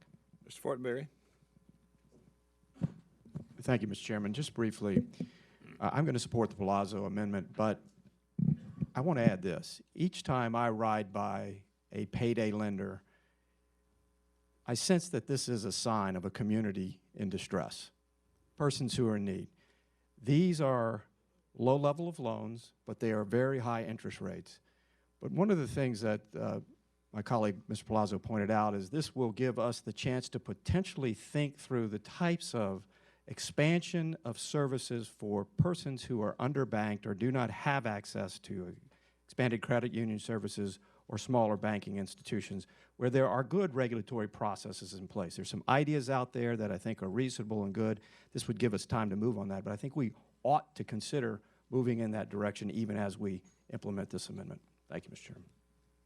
Mr. Palazzo is recognized to close. Thank you, Mr. Chairman. I just asked, join me in protecting hardworking Americans' access to vital credit, and I urge a yes vote on the amendment. Thank you. The question is on the Palazzo amendment. All in favor say aye. Aye. All opposed say no. No. The ayes have it. The amendment is agreed to. Recorded vote. Recorded votes requested. Clerk will call the roll. Joe. Mr. Adderholt. Mr. Adderholt, aye. Mr. Amadei. Mr. Amadei, aye. Mr. Bishop. Mr. Bishop, no. Mr. Calvert. Mr. Calvert, aye. Mr. Carter. Mr. Carter, aye. Mr. Cole. Mr. Cole, aye. Mr. Crenshaw. Mr. Crenshaw, aye. Mr. Cuellar. Mr. Cuellar, aye. Mr. Culberson. Mr. Culberson, aye. Ms. DeLauro. Ms. DeLauro, no. Mr. Dent. Mr. Dent, aye. Mr. Diaz-Balart.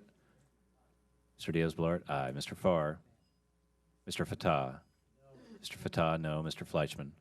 Mr. Fleischman, aye. Mr. Fortenberry. Mr. Fortenberry, aye. Mr. Feelinghuisen.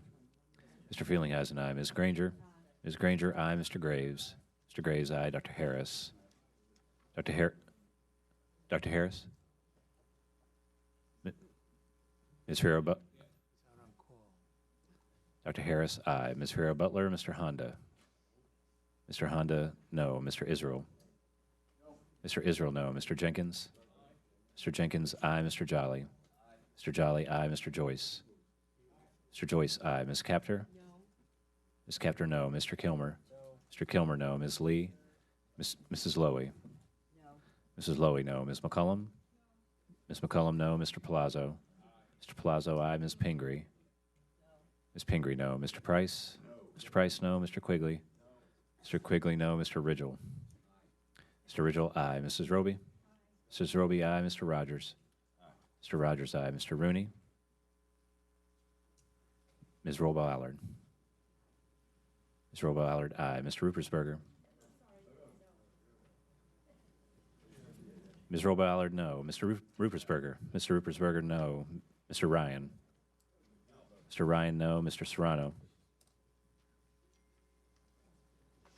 Mr. Serrano? Mr. Serrano, no. Mr. Simpson? Mr. Simpson, aye. Mr. Stewart? Mr. Stewart, aye. Mr. Valadeo? Mr. Valadeo, aye. Mr. Visklosky? Mr. Visklosky, no. Ms. Wasserman-Schultz? Ms. Wasserman-Schultz, no. Mr. Womack? Mr. Womack, aye. Mr. Yoder? Mr. Yoder, aye. Mr. Young? Mr. Young, aye. Are there members who wish to be recorded or change their vote? Mr. Rooney? Mr. Rooney, aye.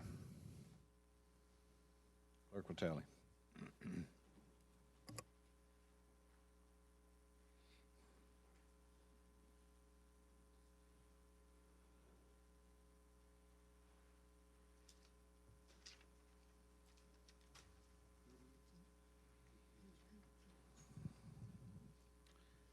On this vote, the yeas are 30, the nays are 18. The amendment is agreed to. Ms. Capter. Thank you, Mr. Chairman. I have an amendment at the desk, please. Clerk will read. I ask unanimous consent objection. that the reading be dispensed The ladies with. recognized. My amendment would reverse the 2015 decision by the United States Postal Service to lower its service delivery standards for first-class mail and periodicals. Since these standards were lowered, and I think our offices are victims of all of this, timely processing and delivering of mail has been degraded across our country. Delayed mail harms businesses, families, rural and urban communities, and truly has become a drag on our economy. Sadly, delayed mail has become a new American reality. State and local officials, small businesses, local election officials continue to hear from the public about the abysmal state of late mail. You probably in your own families had problems with graduation gifts, bill payments, notices, weddings, and meeting invitations all arriving late in spite of being mailed extra early. This must change. Now, we know that the Postal Service has a big job. Timely mail processing and delivery of mail is critical. They deliver 154 billion pieces of mail annually to 155 million separate delivery points, accounting for 47% of the entire world's mail. The United States Postal Service volume equals over 2,000% more than the total business for UPS and FedEx. It truly is a world-class operation. However, these delays are very crippling. I might also mention that the Postal Service's rates are so efficient compared to other carriers. For instance, for an envelope to go from Washington, D.C. to Chicago, zip code 60611, under the Postal Service would cost 71 cents, FedEx $8, and UPS $12.59. So our job is to try to get the Postal Service to deliver the mail on time. Further undermining the rationale by these lowered standards, UPS has admitted that its move to close plants and slow the mail has actually cost them more money, exceeding savings by $66 million in 2015, and that's because the plan to close the plants and slow the mail has cost an additional $130 million in transportation costs. Let me repeat that. The plan to improve things has actually cost $130 million more in transportation costs. Congressional support of reversing the Postal Service's reduction in service standards is strong. Today, 233 House members, Republicans and Democrats, have co-sponsored House Resolution 54, which calls upon the Postal Service to take all appropriate measures to restore service standards in effect as of July 1st, 2012. And in addition, 80 members of Congress have signed a letter to the chair and ranking member of the Financial Services Subcommittee requesting the inclusion of the mail service standard language. I would urge my colleagues to support this amendment to reverse the really misguided decision by the Postal Service to lower its standards. Chairman Crenshaw. Thank you, Mr. Chairman. I rise in opposition to this amendment. And let me first say that the only reason we're considering it is because the CBO has said this is an off-budget issue. But you should know it will cost $300 million this year because that's all they'll be able to spend to kind of get this going. And then it'll cost $1 billion a year from then on out. And you should know that the Post Office has already reached their statutory limit of $15 billion of debt. So, in my view, this is somewhat of an overkill. We're talking about going all the way back to 2012, and what that means is you've got to reopen 267 processing offices. You got to reconfigure all the space that they're using. You got to go hire 1,100 people more than we have today. And it's all about service. And I know I've talked to individual members, and there's some communities where the service is slow. You mail a letter, and it takes a week to get across the street. And the post office knows about that. They're trying to work on that. But if all of a sudden you say, let's just go back to the 2012 standards and ask them to spend all that money, it seems like that's a little bit of an overkill. I would think there's a way that they could address the problem. I know at one time people said, well, let's stop closing those mail processing centers, and they stopped doing that. Now you're saying not only do you stop closing them, go reopen the 267 that you've closed. And when you keep doing that, sooner or later they're going to start closing post offices, not just processing centers. So I know that this was an amendment. I see Mr. Fattah standing up, that he offered it last year. I know there's a lot of sympathy. I just want you all to know, if you care about fiscal responsibility, if you care about debt, you're adding a whole lot more debt, although it's off the balance sheet. So I urge a no vote. Mr. Serrano? Chairman, the chairman made a great statement in support of the bill by telling us about all the services that it could bring back. This amendment would require the Postal Service to comply with the standards for mail delivery that were in place before the Postal Service degraded mail delivery service standards by virtually eliminating overnight delivery of first-class mail and periodicals on January 5th of last year. Delayed mail harms businesses, veterans, seniors, rural America, and our economy. The future of our public postal service is threatened by delayed mail, which is left unaddressed, will drive customers away, reduce revenue, and create more postal red ink.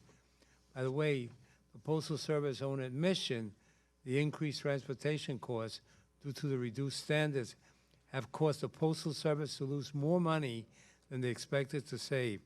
So I believe, as we all know already, that this is off budget. This is not a problem. This is a bill we should support. And I support the amendment and hope we all can do so. Mr. Fattah? Mr. Chairman, thank you, and I thank the chairman, my good friend, Chairman Crenshaw, for remembering that I offered this amendment last year. But I want us to think a ways back. The founding fathers put into our founding document that we had to have an effective mail delivery system.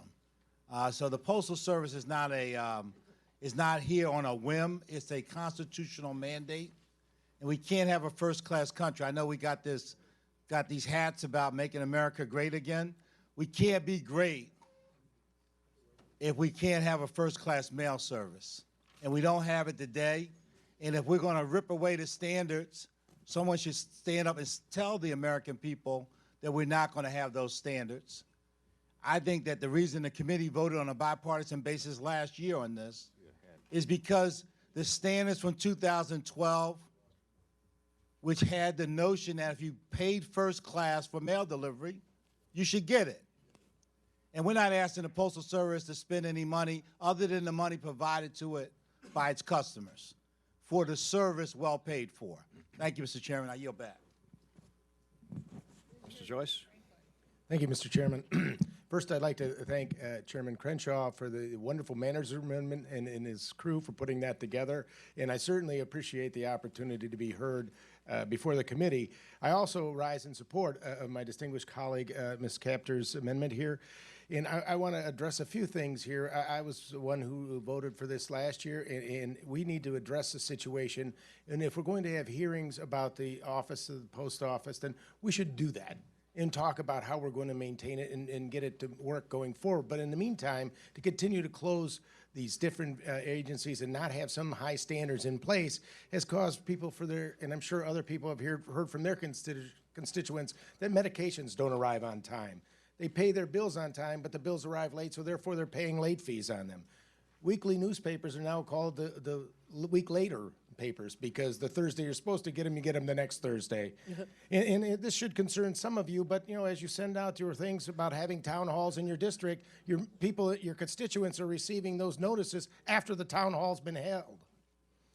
Moreover, I think, which is important for all of us too, absentee ballots are arriving late, and at this point, they cannot guarantee, the post office cannot guarantee a timely delivery for this year's elections in November. My own staffer, who's sitting right here, received my piece, much to her chagrin, 3 weeks after the election was over. I received, the mail that's going out here is not being delivered in a timely fashion. I urge, while I understand Chairman Crenshaw's concerns about the cost, I also urge us to, as a group, as Congress, look at the situation and help create a going concern of the post office. And if the only way we can do it is by enforcing these standards and causing some issues, then we should do that. Thank you very much for your time, Mr. Chairman. Ms. Capter's going to close. Thank you. I thank my colleague for his support, and urge support of the captor amendment. The changes that the Postal Service made are working in reverse. It's actually costing them more money. So by voting for this amendment, you're actually saving money, and you are giving a strong directive to the Postal Service to deliver the mail on time and meet their own service standards. For our behalf, for the country's behalf, for businesses' behalf, let's take that drag off this economy. Please vote for the captor amendment. Thank you very much, and I yield back my time. Question is on the captor amendment. All those in favor say aye. Aye. All opposed say no. The ayes seem to have it. The Thank ayes you. have it. Amendment's agreed to. Thank you. Mr. Serrano. Mr. Chairman, I have amendment number 2 at the desk. Clerk will read. Amendment offered by Mr. I ask Serrano. that reading be Without dispensed objection, with. reading is dispensed with. Mr. Chairman, my amendment would allow the District of Columbia to manage its own budget. It strikes the language that would overturn D.C.'s local law on budget autonomy. It would also strip the local funding from the bill for FY 2017 and 2018. And finally, my amendment would make D.C.'s Local Budget Autonomy Act federal law. Mr. Chairman, my view on the District of Columbia is, as you all know, shaped by my being born on the U.S. territory of Puerto Rico. When I became chairman of this subcommittee some time ago, I said, and I think I am the first chair to say this, that I wanted less jurisdiction. The District of Columbia has made significant strides in managing its own finances and should be free from the uncertainty that has become the federal budget process. To be honest, Mr. Chairman, given the brinkmanship and partisanship that has engulfed the budget and appropriations process, we have no right or high ground to dictate D.C.'s local funds. During the debate on D.C. budget autonomy, the Speaker said that the current D.C. government needs to be reined in. But I'm sorry that is the same as saying the citizens of D.C., who are citizens of this country, need to be reined in.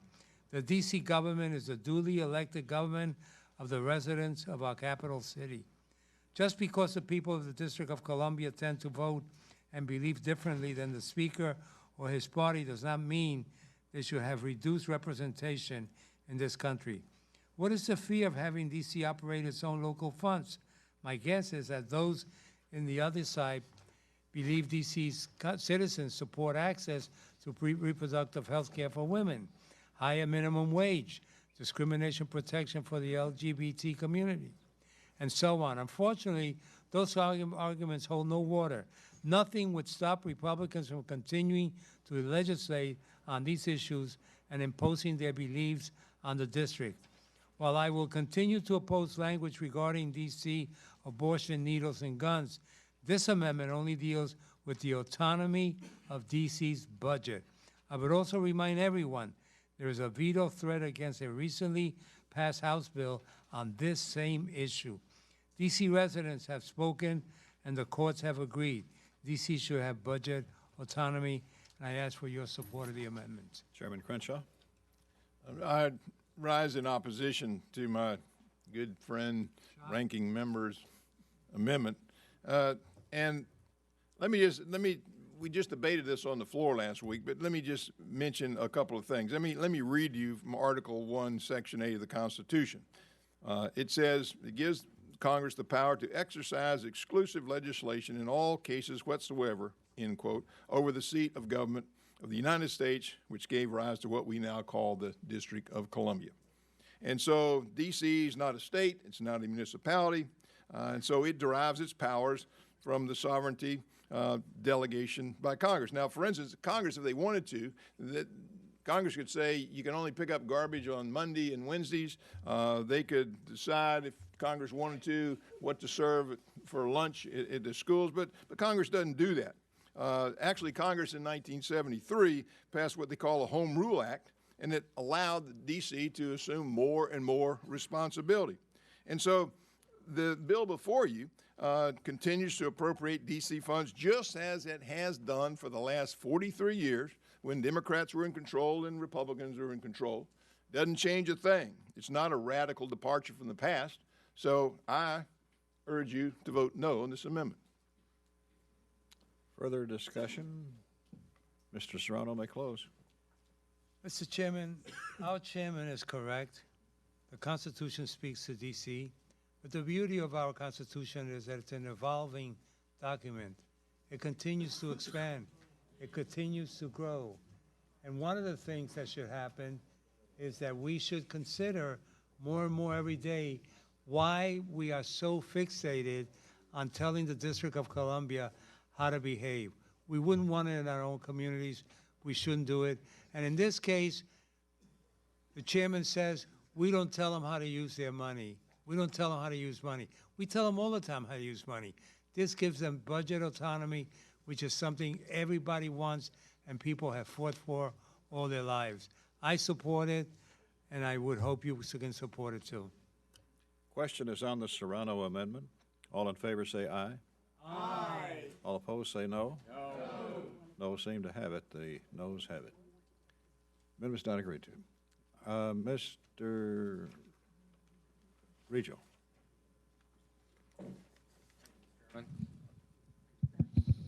I have an amendment at the desk and ask just unanimous consent that the reading be waived. Amendment offered by Mr. Ridgel. Gentleman's recognized. Thank you, Mr. Chairman. And my amendment is really simple, and I think it reflects common sense. And the way it functions is that it withholds funds to implement Executive Order 13673 until the Comptroller General studies and then reports about how that order would impact the federal agency's missions, that it would impact, and also how it would impact the industrial base. And the study has to include a cost-benefit analysis, which again I think is just common sense. Then the Secretary of Labor has to certify that the benefits outweigh the cost.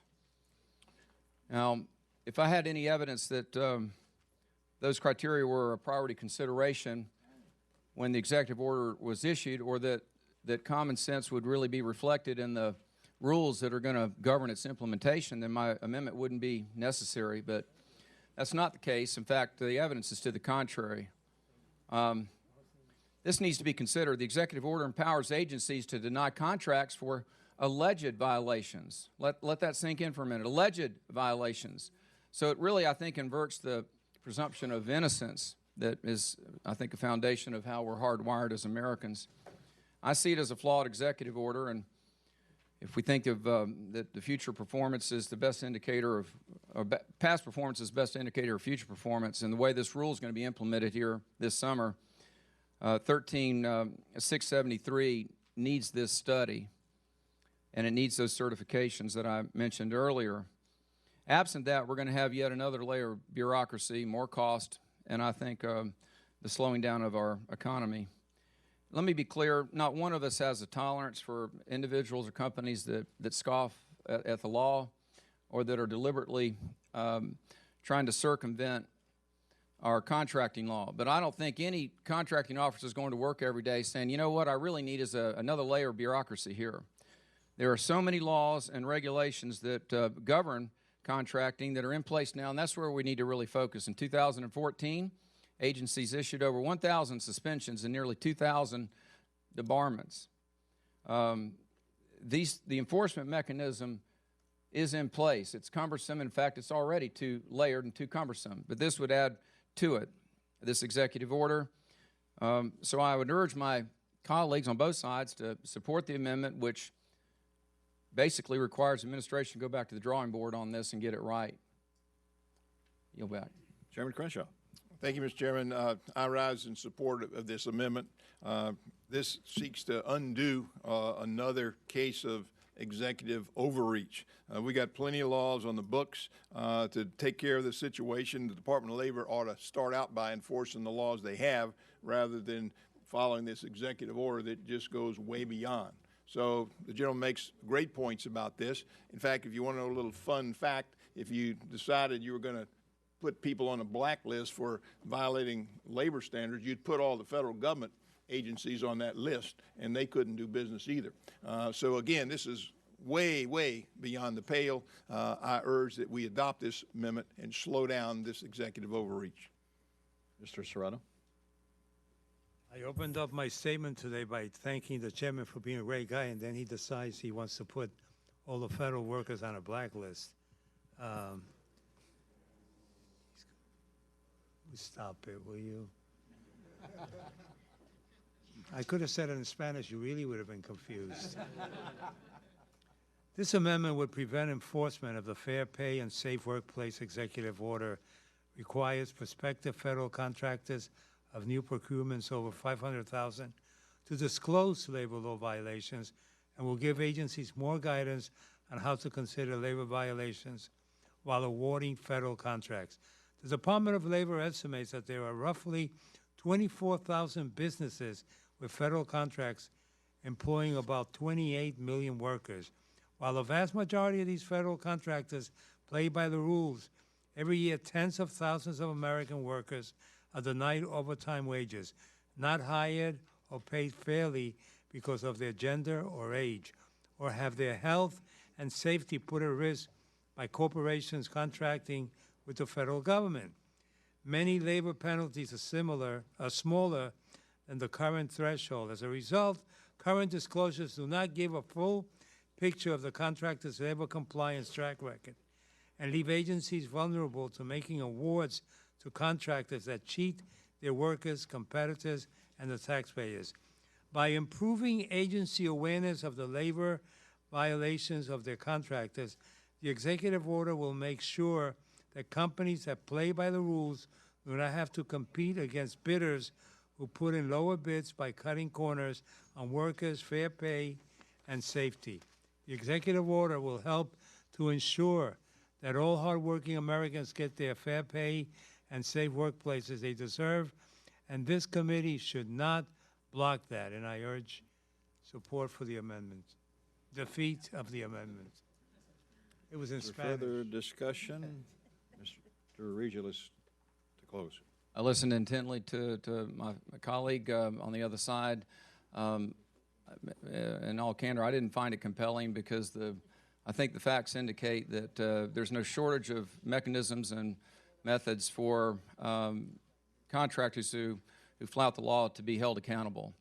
And so I appreciate Chairman Crenshaw standing in favor of this and his eloquent remarks in favor of the amendment. And I appreciate the opportunity to serve on his committee, on the committee of the whole. So I thank the chairman and yield back. Question is on the regional amendment. All in favor say aye. Aye.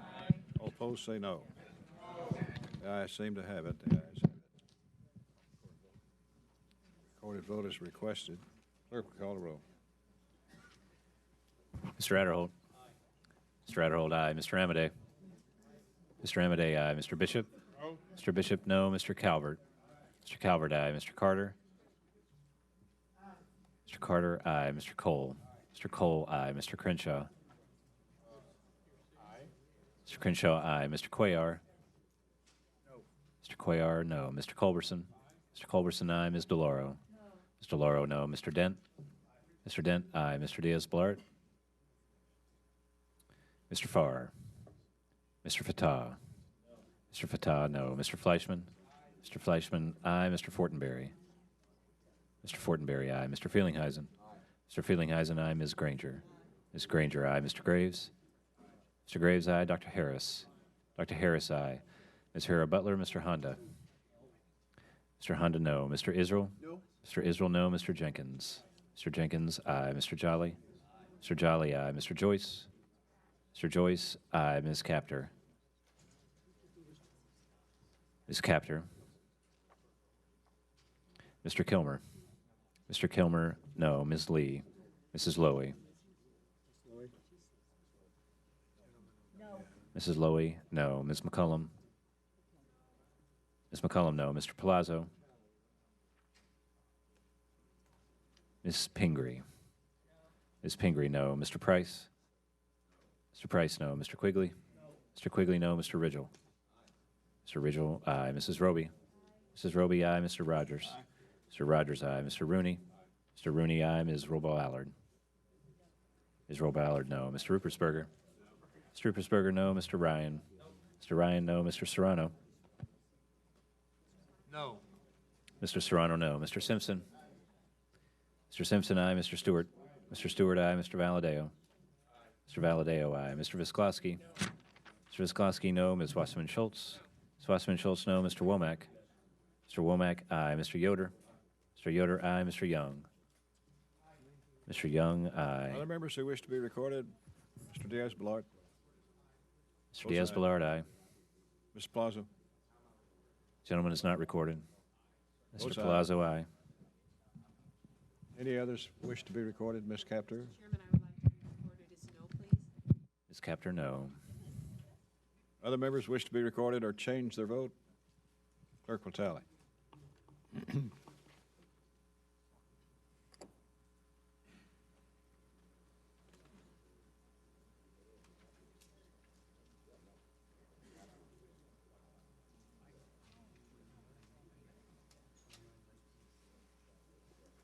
On this vote, the yeas are 29, the nays are 19. The amendment is agreed to. Mr. Israel? Mr. Chairman, I have an amendment at the desk. Ask that it be considered as read. Without objection. Mr. Gentleman's Israel. recognized. Thank you, Mr. Chairman. Mr. Chairman, my amendment would add language to the bill that would enable dreamers who are covered under the President's 2012 Deferred Action of Childhood Arrivals to work in the United States government.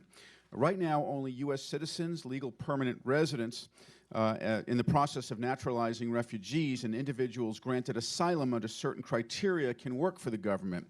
Mr. Chairman, why should dreamers who have been granted authorization to work elsewhere in the United States be barred and banned from working for the government in the country in which they've lived their entire lives? Dreamers are part of our community. They call this country home. And I believe that we're doing a disservice to our nation by refusing to allow them the opportunity of serving the public that they are part of in a country that they have grown up in.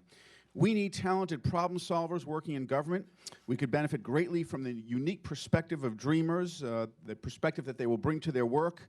With that, Mr. Chairman, I urge support for my amendment. This is a common sense way to ensure that dreamers have the same opportunity that you and I have had to work for the country that we love. Chairman Crenshaw. Thank you. I rise in opposition to this amendment. I think if you read the bill in this big bill, Section 704, says that employees of the United States government have to be citizens of the United States of America. And so this amendment would change the law. It would say that you can be here illegally.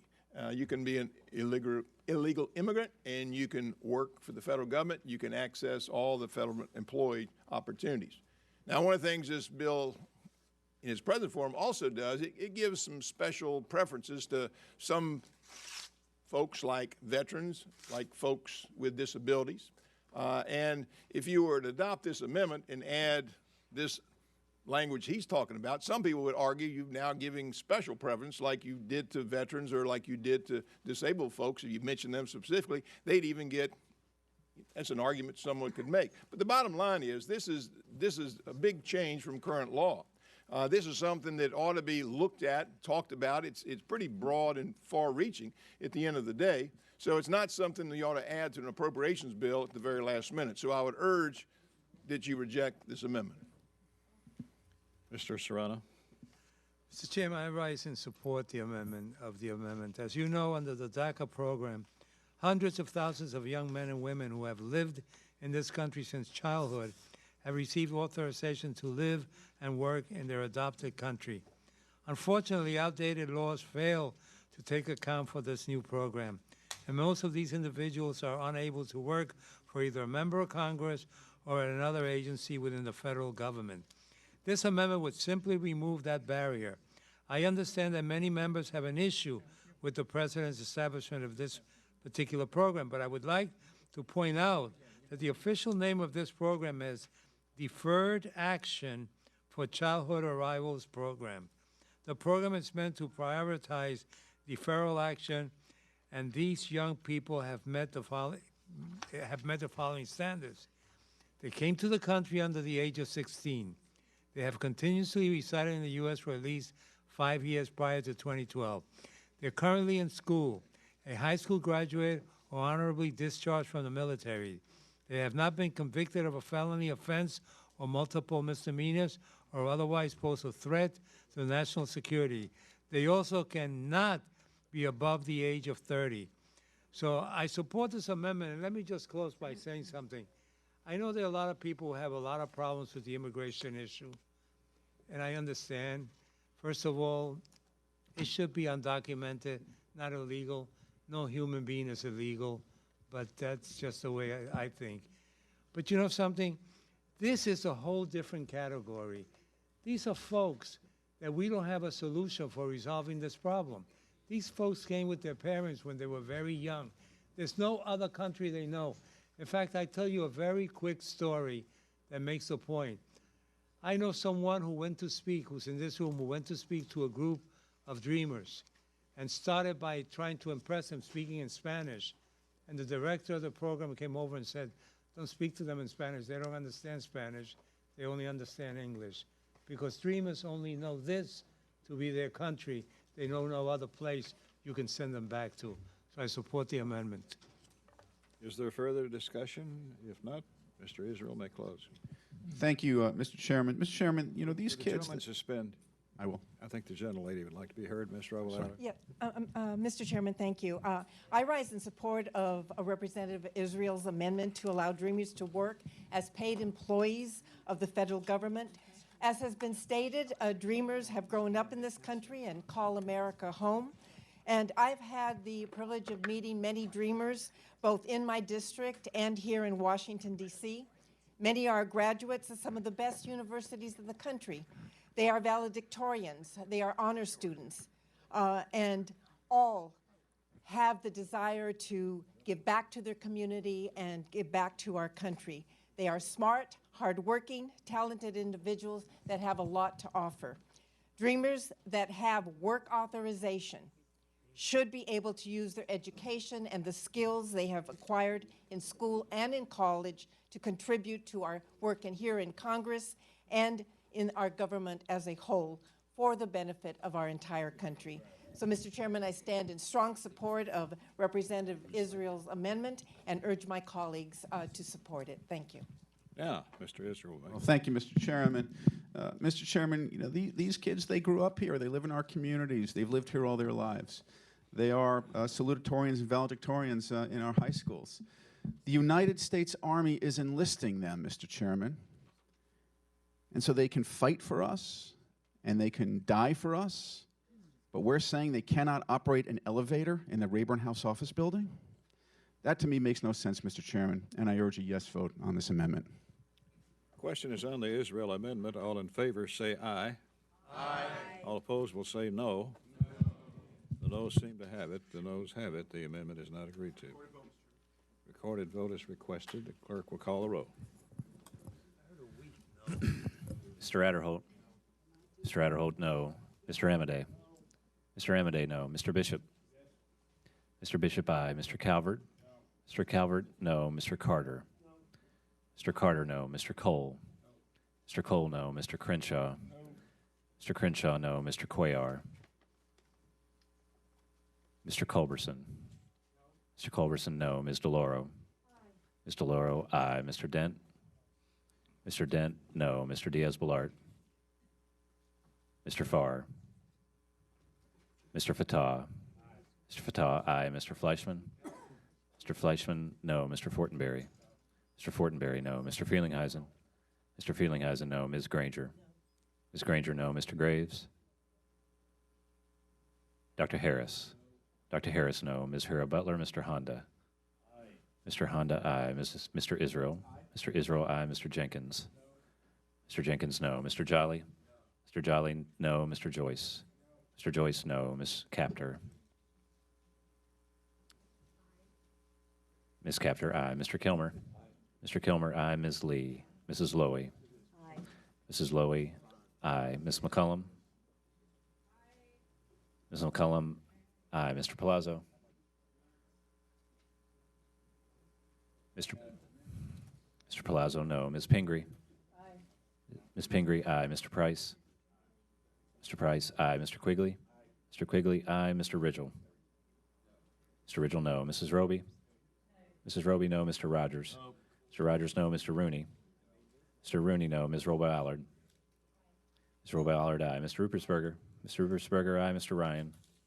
Mr. Ryan, aye. Mr. Serrano. Aye. Mr. Serrano, aye. Mr. Simpson. Mr. Simpson, no. Mr. Stewart. Mr. Stewart, no. Mr. Valadeo. Mr. Visklosky. Aye. Mr. Visklowski, aye. Ms. Wasserman Schultz. Ms. Wasserman Schultz, aye. Mr. Womack. Mr. Womack, no. Mr. Yoder. Mr. Yoder, no. Mr. Young. Mr. Young, no. Are there members who wish to be recorded? Mr. Cuellar. Mr. Cuellar is not recorded. Mr. Cuellar, Yes. aye. Mr. Graves? Mr. Graves, no. Members who wish to be recorded or change their vote? Clerk will tally. Clerk will suspend. Mr. Diaz-Balart. Votes yes. Mr. Diaz-Balart, aye. Clerk will tally.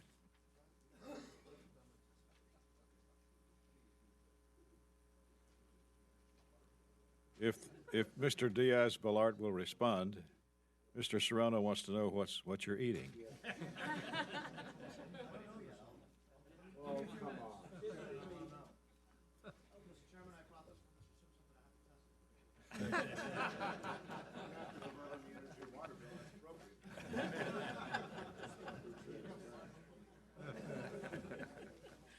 On this vote, the yeas are 20, the nays are 27. The amendment is not agreed to.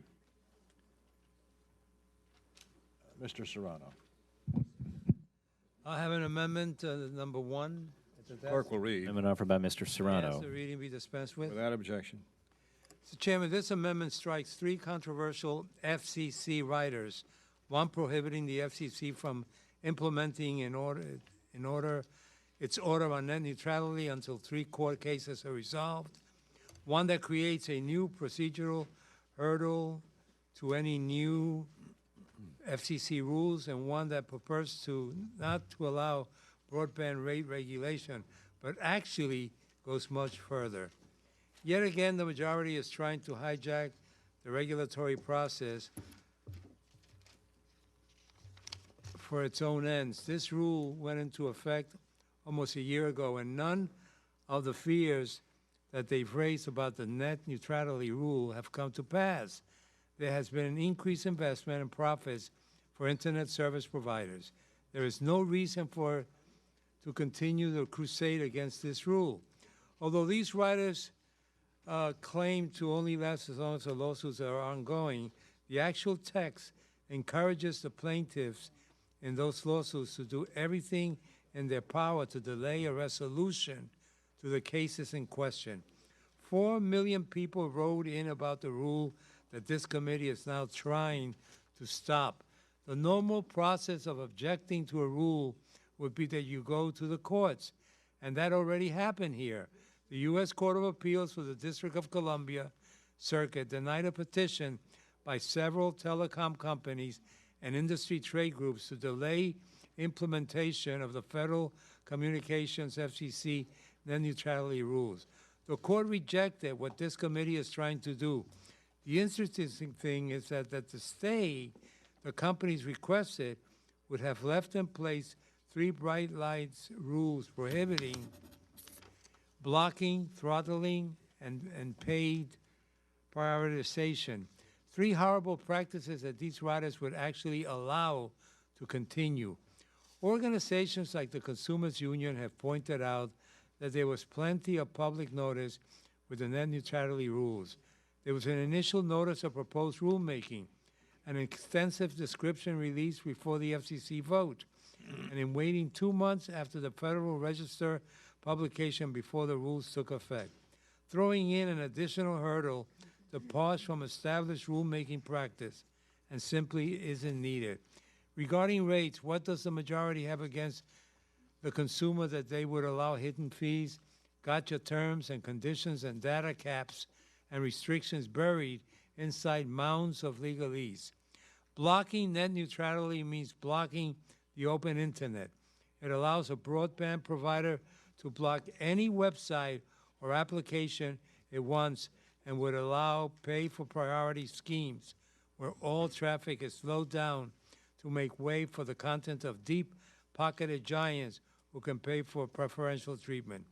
It seems to me that the other side is trying to give corporations more freedom and options to do whatever they want while trying to place more restrictions and burdens on individual citizens.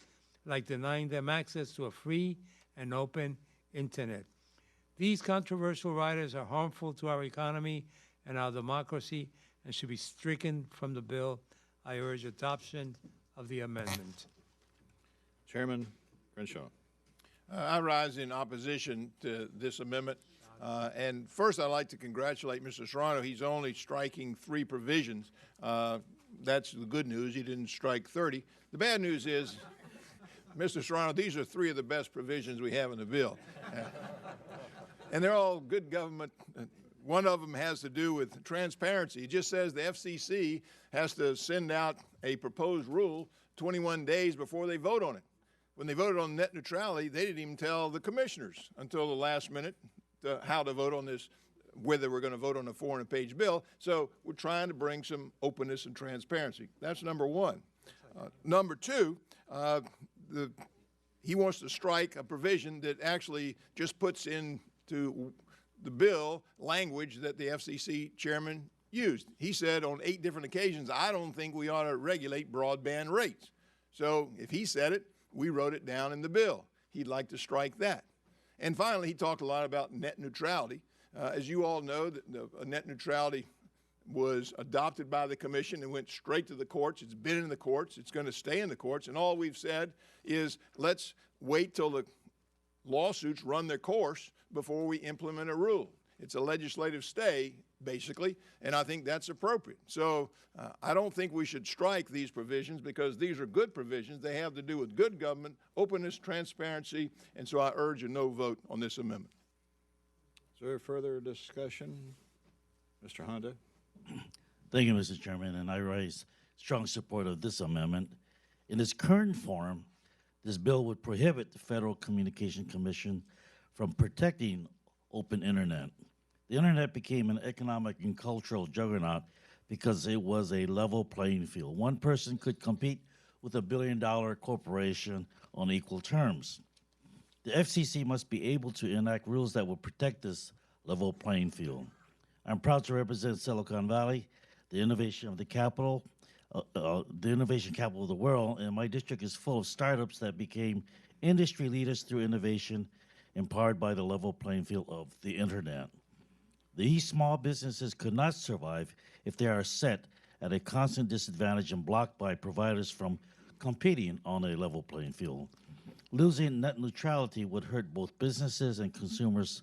The so-called fast lanes will allow some companies to make deals with the internet service providers for preferential speed and access for their content. This would be unfair. It's also bad business. That's why my constituents and I were so pleased when the FCC issued its new network neutrality rules. Preserving a free and open internet is essential for consumers, and it's necessary for encouraging innovation competition. I urge my colleagues to support this amendment. Mr. Serrano may close. Thank you, Mr. Chairman. Mr. Chairman, I'm hitting 50-50 here. I still don't know what Mr. Diaz-Balart is having for lunch, but I do understand what the chairman said.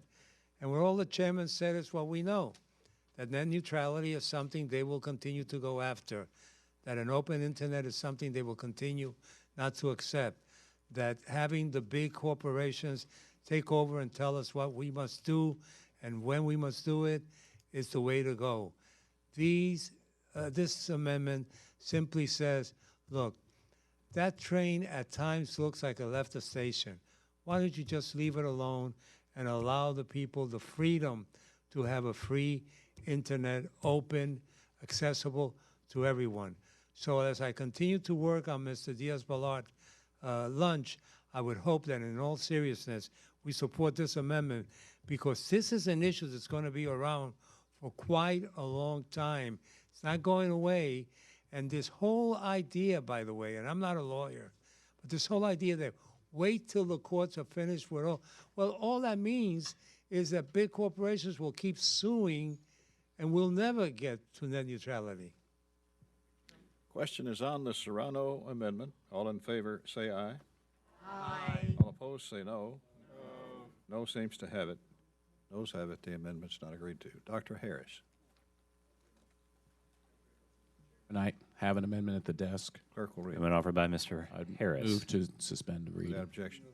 Mr. Chairman, this is not a new amendment. This is the amendment that we've adopted 4 years in a row. The first 2 years when Mr. Nunnally offered it, God rest his soul, and the last 2 years when I offered it. What it does, it applies the Smith Amendment provisions that bar the use of federal funds to administer plans that cover abortion, and it applies them to the multi-state plans that are administered by OPM through the Affordable Care Act exchanges. So again, through some, I won't say loophole, but it is a loophole, there actually is federal funding for abortion and administration of abortion services going on, and it is through these multi-state plans that are carried on the Affordable Care Act exchanges. There aren't many in the country. As far as I know, there are only 4 right now, but it's an increasing number, and this amendment aims to just say that we will not use federal taxpayer funds to either pay for abortion or the administration of plans, just like in the FEHBP under the Smith Amendment,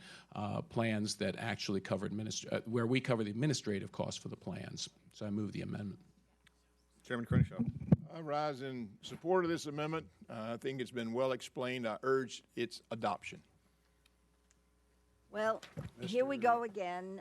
We had this debate last year, and I stand once again in strong opposition to this extreme amendment. This language would go so far as to prohibit any multi-state health plan from covering abortion services.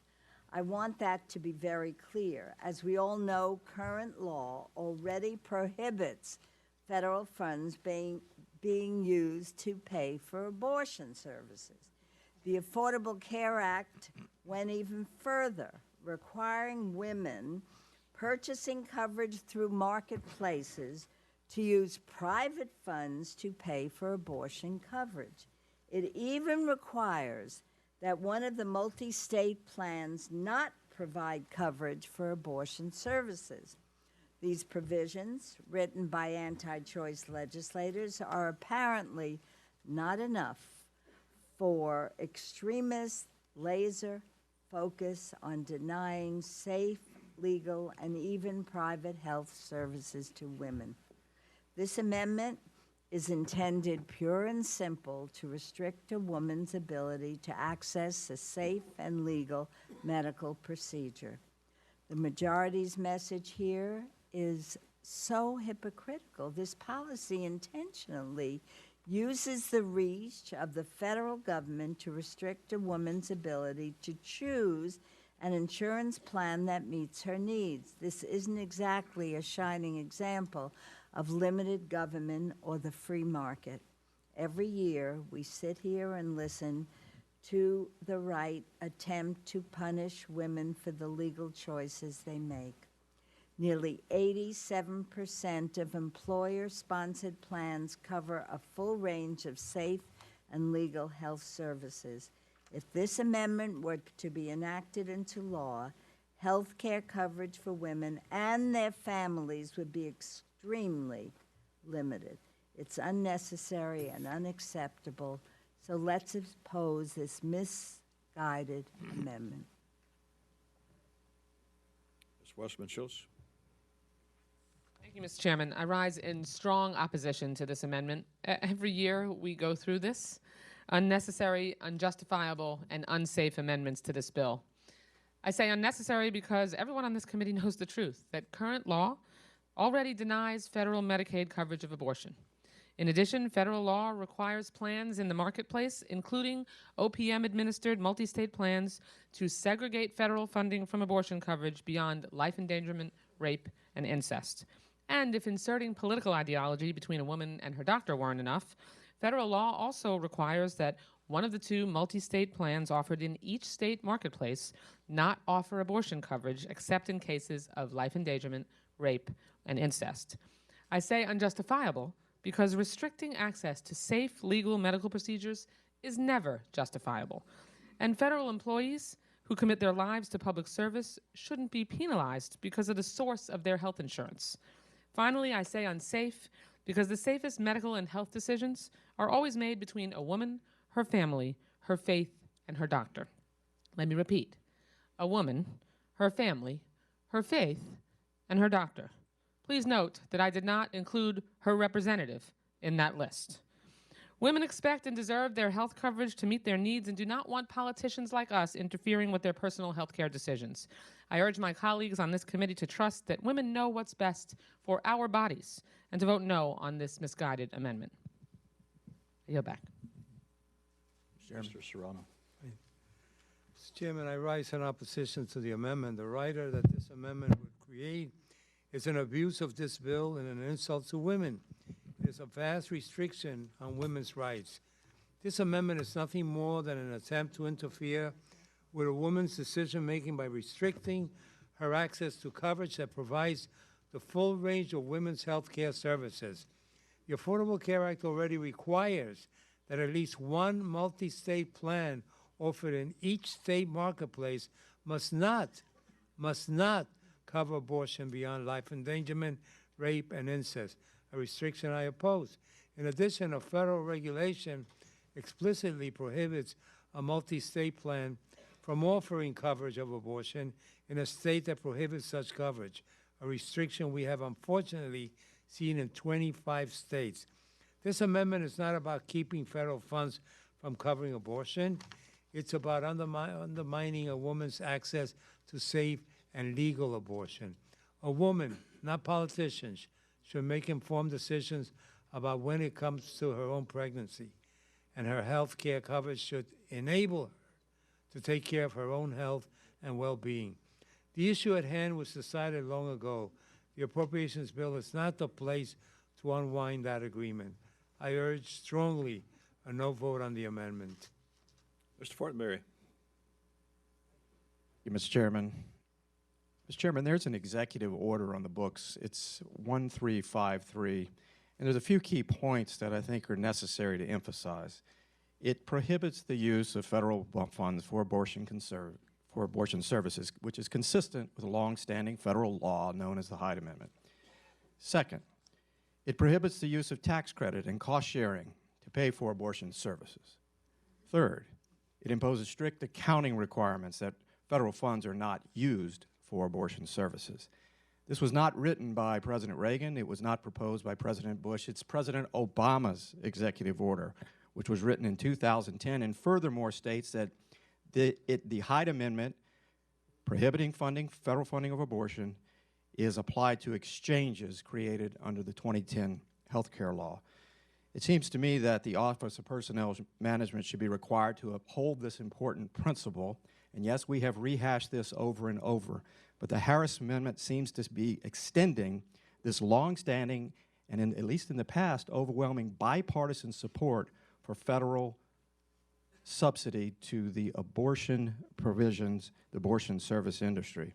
So I think that while many U.S. taxpayers vigorously oppose the use of federal funds of abortion, this logical extension that Mr. Harris has proposed is in accord with long-standing precedent and President Obama's own executive order. Is there further discussion? Dr. Harris may close. Thank you very much, Mr. Chairman.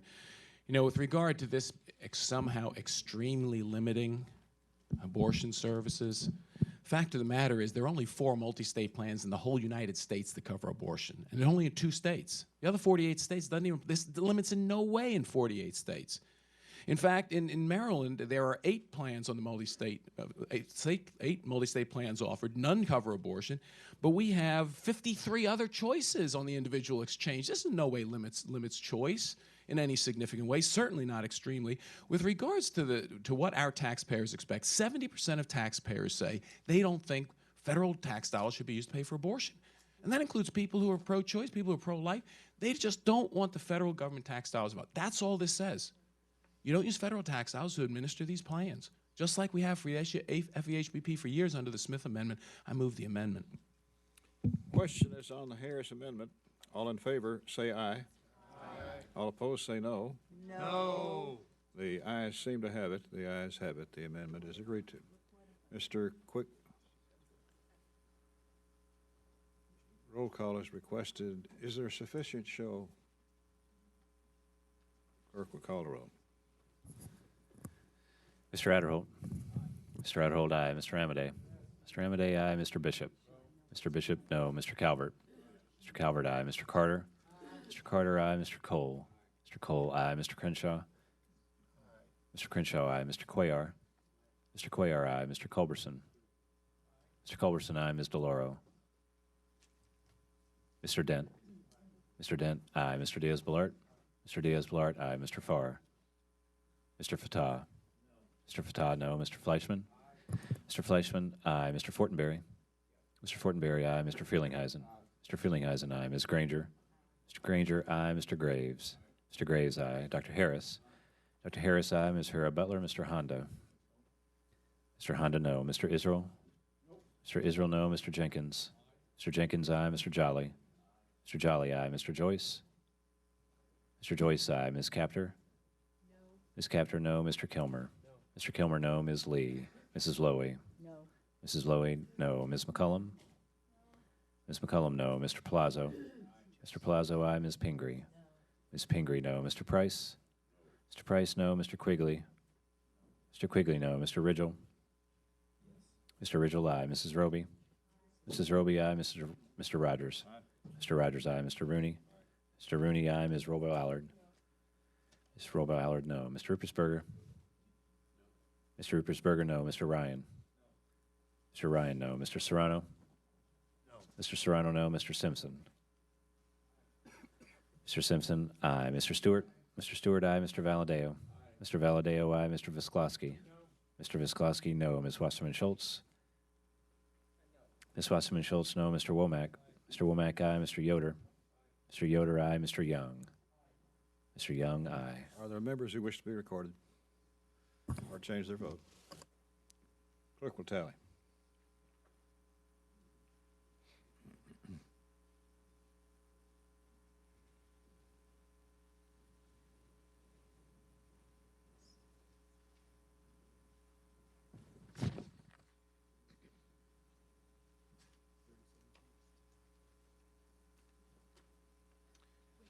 On this vote, the yeas are 30, the nays are 17. The amendment is agreed to. Mr. Quigley? Mr. Chairman, I have an amendment at the desk. Ask that the reading be waived. Mr. Quigley. Without objection. Mr. Chairman, along with my work on this committee, I've been honored to serve on the House Intelligence Committee. In the short time I've served on HPSI, I've not only gained a better understanding of the unique and complex security challenges facing our country, I've also gained a better understanding and a great amount of respect for the remarkable, determined, and incredibly important work that our intelligence and law enforcement communities take on every day to keep Americans safe. The threats we face are constantly evolving, and the hard work of our intelligence and law enforcement communities is more important than ever. But equally important is our government's responsibility to strike the proper balance between protecting our nation's security and protecting the civil liberties of its citizens. That's why I'm offering this amendment today to increase the funding for Privacy and Civil Liberties Oversight Board and the mission to defend the privacy rights of our constituents. Since its establishment in 2012, the Privacy and Civil Liberties Oversight Board has been an effective, independent, and bipartisan watchdog over our intelligence and counterterrorism programs. Many of the recommendations made by this independent body to increase transparency and protect constitutional rights have been used by our intelligence and law enforcement services to reform our programs and policies and even make them better. In fact, its recommendations for reforming the Patriot Act Section 215 were incorporated into the USA Freedom Act that many of us on this committee supported and voted for.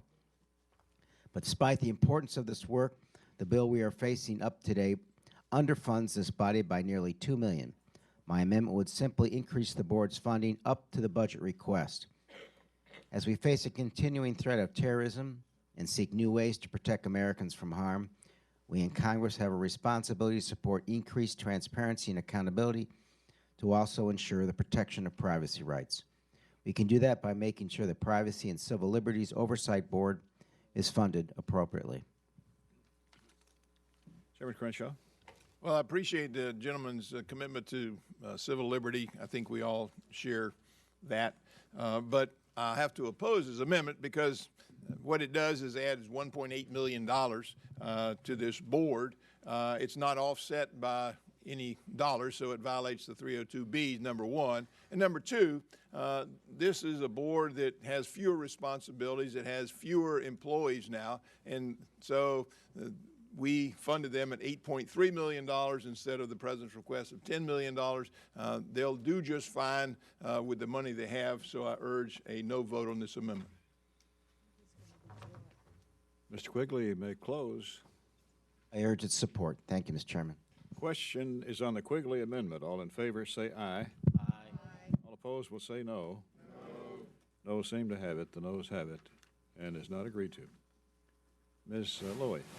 Mr. Chairman, because the House has yet to mount a full and complete defense against the Zika virus, I rise to offer an amendment to provide Question will read. unanimous The consent. clerk will read. Amendment offered by I Mrs. ask Lowy. unanimous consent. Without objection, the gentlelady is recognized.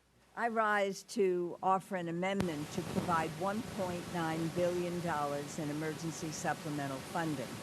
I know this amendment has been debated and defeated before, but with every day that passes, more people become infected with the Zika virus, and more infants are at risk of microcephaly and other devastating birth defects. When I came before this committee at the last markup, The gentlelady will suspend while we try to find. Check the mics. Who did that? Oh, gentlelady's recognized.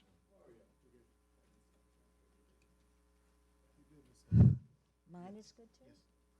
Okay. Can you hear me? Try this one?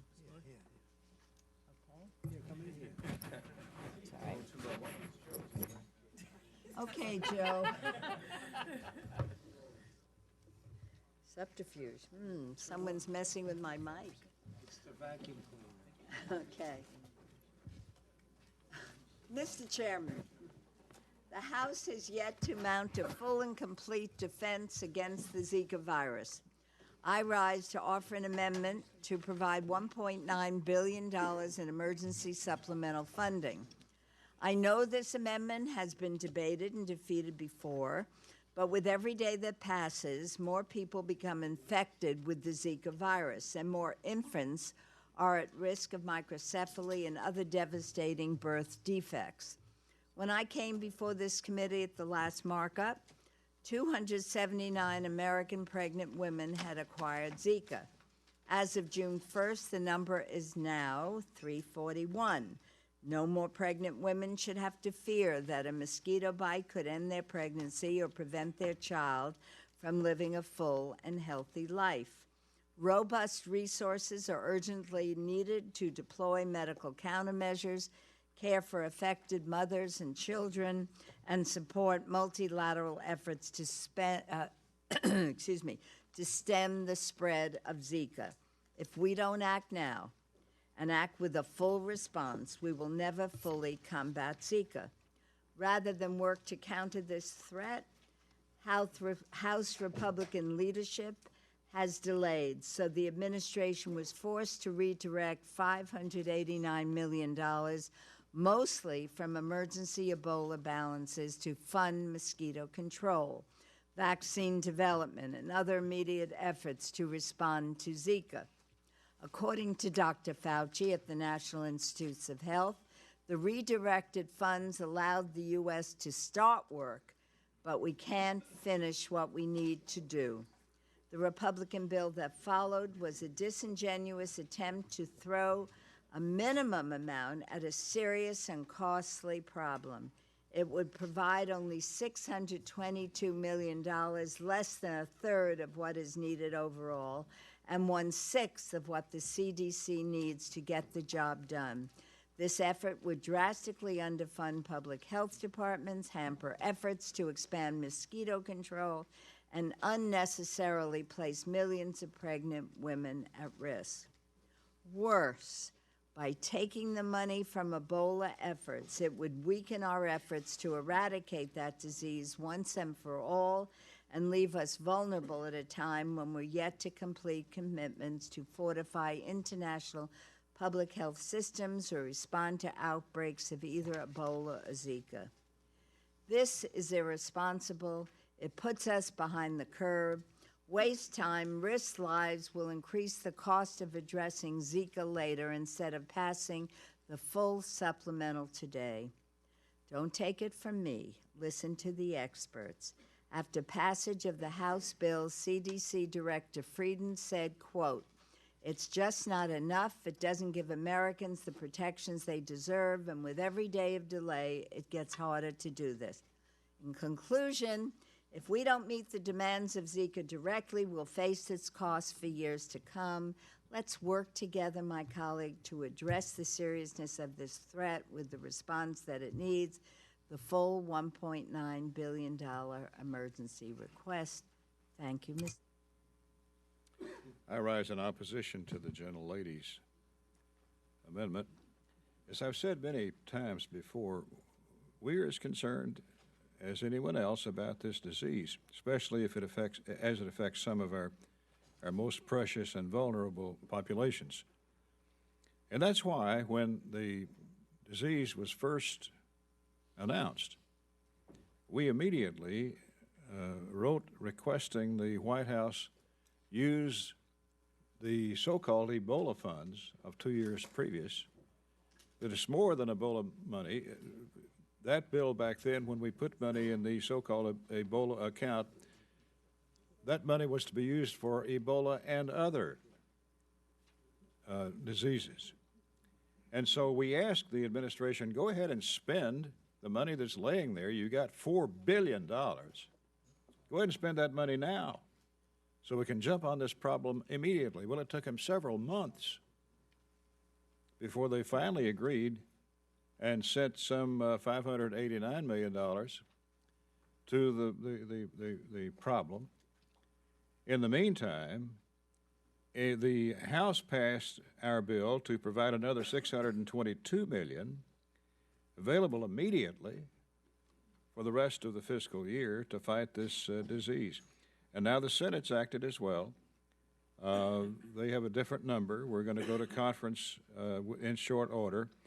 It's our intention to send to the President's desk an agreed-upon bill ASAP. We want to provide the resources needed to protect our people and stop the spread of this terrible disease around the globe. The gentlelady's amendment simply rubber stamps the President's flawed request. Her amendment provides $1.9 billion. No proper justification can we get from the administration. No oversight over the funds. It essentially lets the administration spend these monies, $1.9 billion, as it wishes across the entire government without any kind of control or oversight by the Congress. In short, the gentlelady's amendment falls short on many fronts, and repeated attempts to attach this amendment to other appropriations vehicles only delays the fight against Zika and circumvents the conference committee process. We'll be going to conference immediately. The Senate appointed conferees last night. We've appointed our conferees. We'll be meeting shortly and get this problem resolved. In the meantime, I ask that you vote no on this misguided amendment. Mr. Price. Mr. Chairman, I rise in support of this amendment. I know more now than I did a week ago about the need here and the urgency of the need. I partnered with a major research institute in my district to convene a roundtable about Zika preparation efforts. Representatives from a range of state and federal agencies, local universities, private sector research, and pharmaceutical companies located in and around Research Triangle area of North Carolina. This was an impressive gathering of some of our nation's leading researchers working around the clock to understand this virus and to design effective interventions to address it. I came away heartened by the multi-agency effort to research, to contain, to treat this awful disease. But I came away even more alarmed about the dangers of delayed or inadequate funding. Now, there's a lot we still don't know about the Zika virus, its causes, its epidemiology, its relationship to other conditions, the totality of its effects on patients. But we already know that Zika carries with it the potential for serious negative public health consequences, that the CDC has warned us that the mosquitoes that carry this virus will reach us as far north as Maine this summer, and that confronting this threat will require a major mobilization of resources, public and private, federal, state, local, scientific, technical, and social. And yet more than 3 months since the administration requested an emergency supplemental appropriations from Congress, the House Republican majority continues to nickel and dime our researchers and the American public. There's no reason to sugarcoat it. Of all the emergencies and potential emergencies that Congress has been slow to address in recent months, and that includes the Flint water crisis, the opioid epidemic, but this one, our inability to respond in a timely, serious, and sustained way to the Zika crisis, is the least comprehensible, at least to me. We know this is coming. Our researchers and public health agencies are shifting funds and reordering priorities to try and get a handle on this looming epidemic. They're not waiting around. I've been impressed with how they're trying to make do with the limited resources currently at their disposal. Health and Human Services has already taken $500 million from the Ebola funds. They've already taken $50 million from the funds designated for emergency preparedness for states and cities. But the Republican majority continues to let them and the country down. It's not hyperbole to say we're headed toward a catastrophe. The House has approved just $622 million, a third of what the administration requested, including just $170 million for CDC. That's less than 21% of the request. Now, you may stress this is only the fiscal 16 portion, but by the same token, that creates great uncertainty as to the future availability of funds. So we must do better than this. We can't afford to wait until cases are spreading across our country to get our act together. Let's do the right thing and approve this amendment today.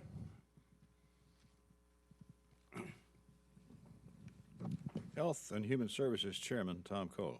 Thank you very much, Mr. Chairman. I was going to wait, but I know we have this debate regularly, and I think we all know one another's talking points pretty well by now.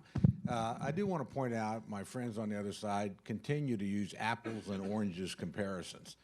We haven't funded a third. A third was already funded. The bill we passed on the floor was the next third, and we have a commitment from Ms. Granger and myself to do the rest of the funding in fiscal 17 when the money will actually be spent.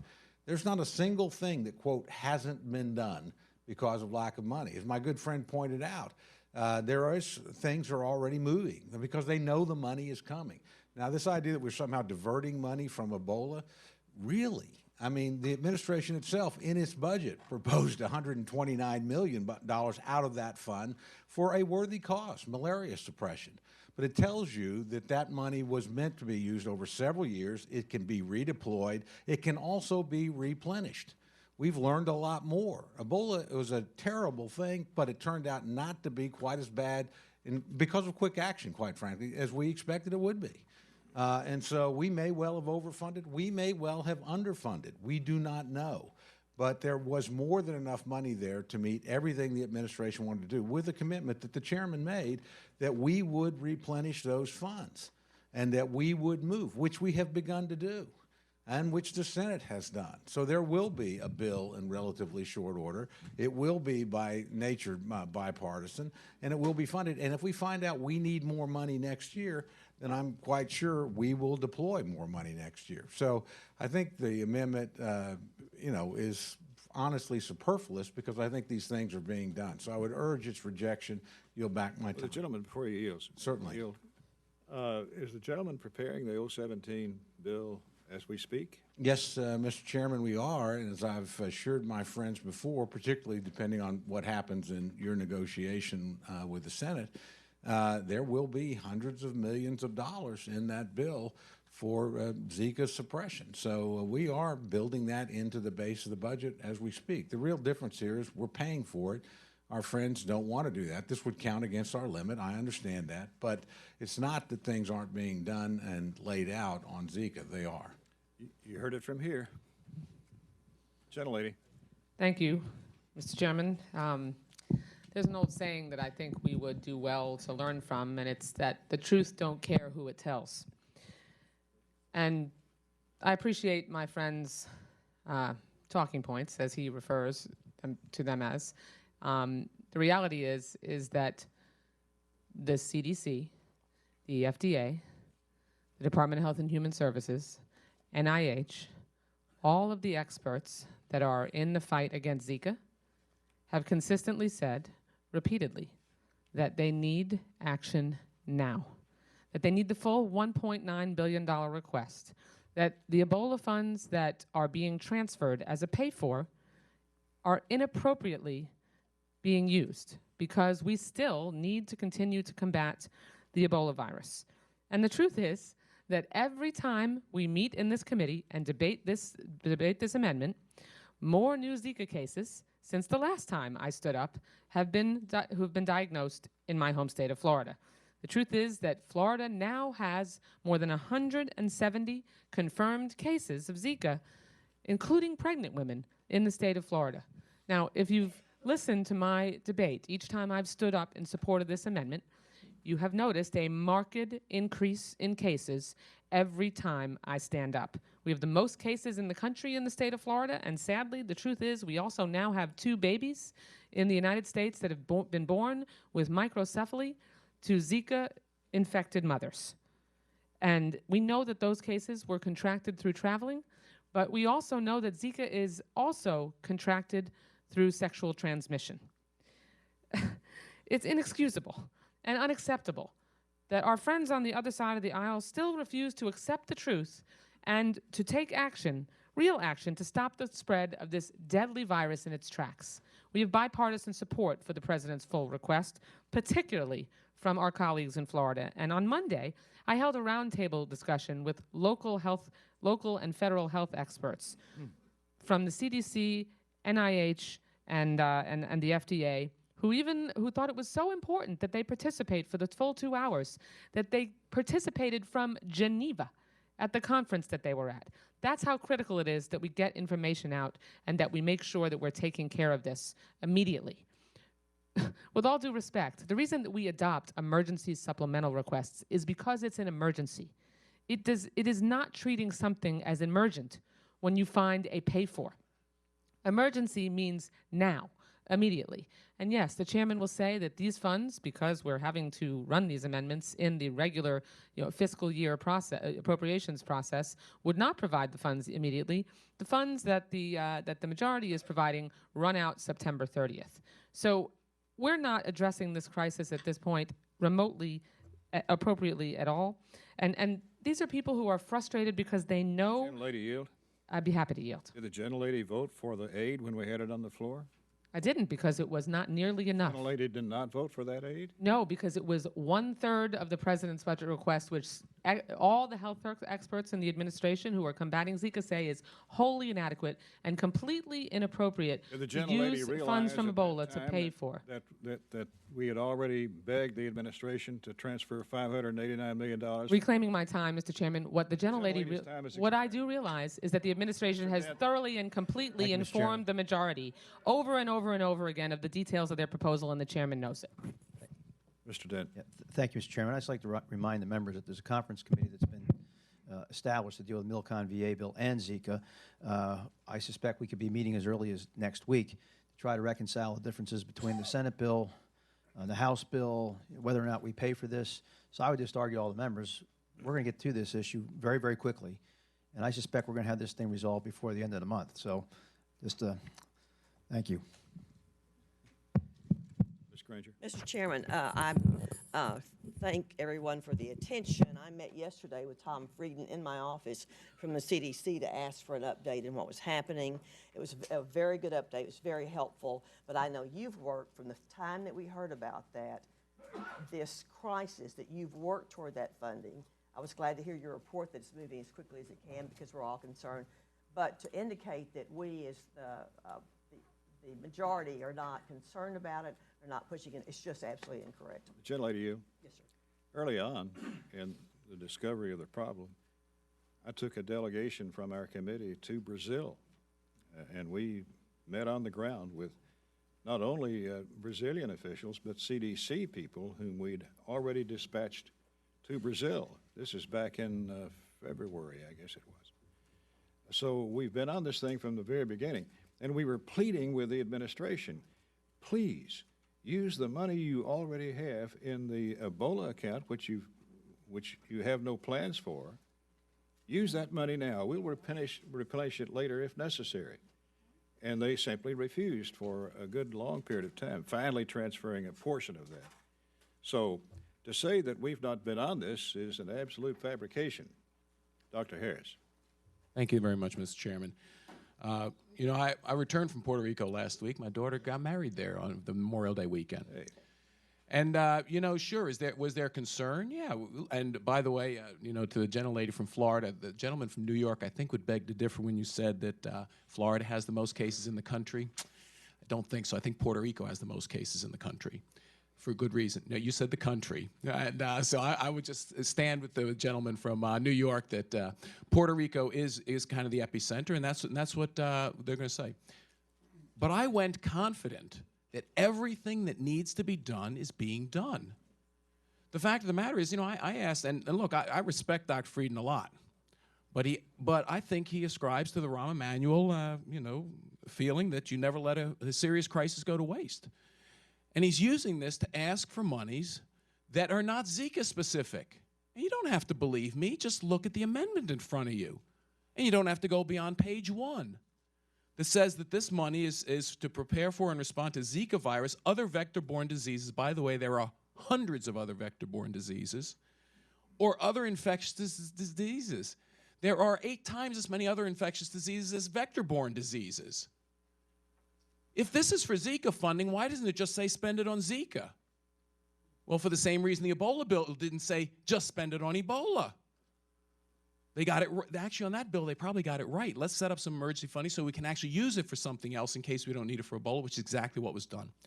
I asked the chair, Dr. Collins from NIH, do they have enough money to do what they need to do? He says, yeah, they have enough money to do what they need to do, given the House position, which is this fiscal year, $600 million. Boy, it's hard to spend $600 million in 5 months. On top of the administration's $600 million that they know the Congress specifically passed to allow to be spent on other vector-borne diseases or infectious disease, because that was the wording in the Ebola bill. We have the money we need. If the gentlelady who offers the amendment, the co-sponsor who offered the amendment, really wanted this to be about Zika, will they accept the amendment to strike the other language? Why is the other language in the bill? Other vector-borne diseases or other infectious diseases? Because it creates a lot of money going to the, and look, I have the fullest respect for medical researchers, for the public health officials, but I never met one who thought they got enough money for anything they did. Never. We're serious about it. The House position is serious. It's $1.2 billion over 5 months. That's what we need. And we're going to deal, I said on Labor Age panel, we're going to deal with this in a systematic way, dealing with Zika, not all the other diseases, because that's the one that's the emergent crisis right now. I yield back. Ms. Lois, recognized to close.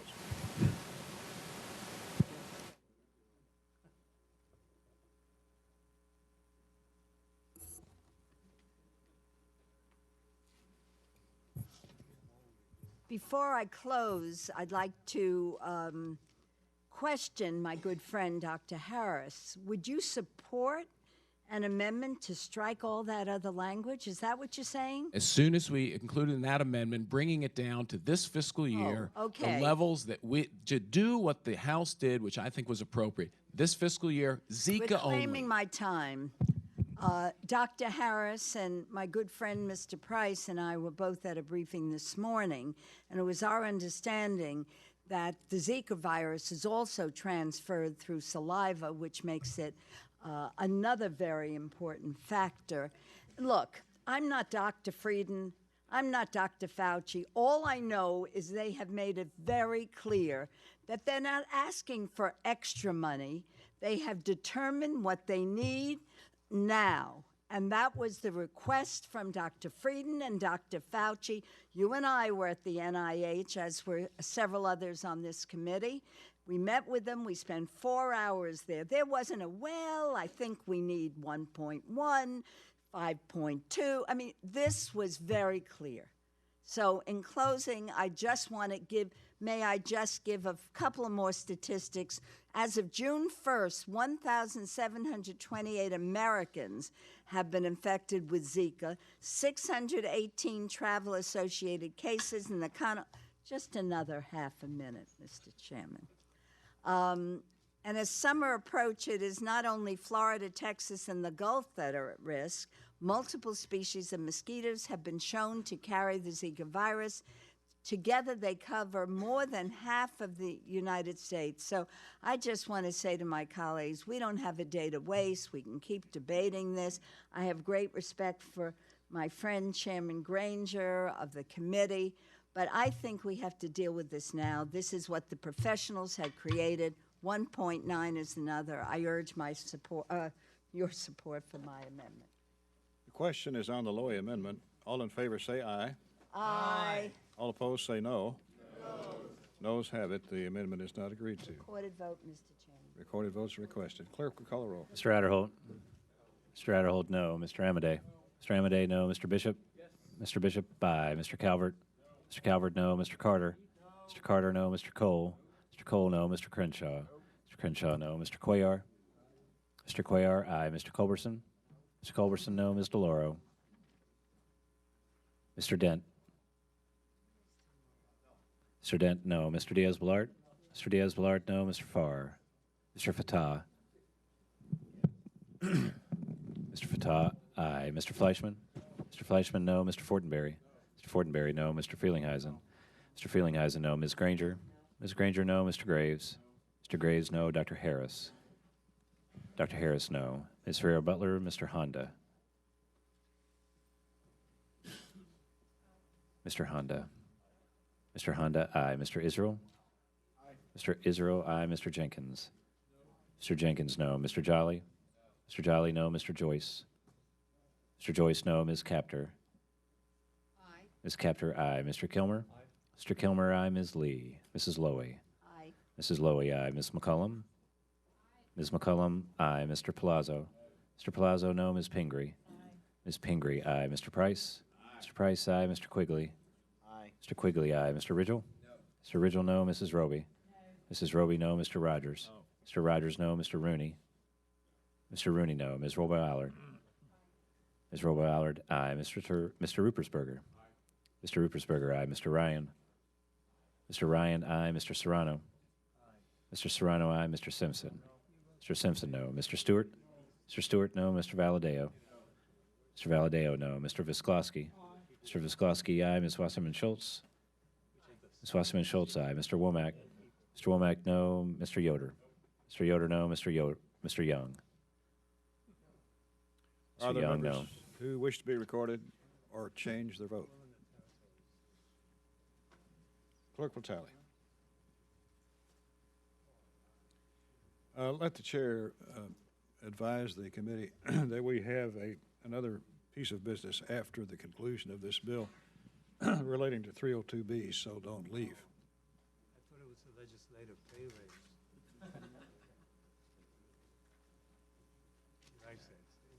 On this vote, the yeas are 18, nays are 29. The motion amendment is not agreed to. Mr. Rupersberger. Yes, Mr. Chairman, I ask for unanimous consent to speak out of order. Without objection. Okay.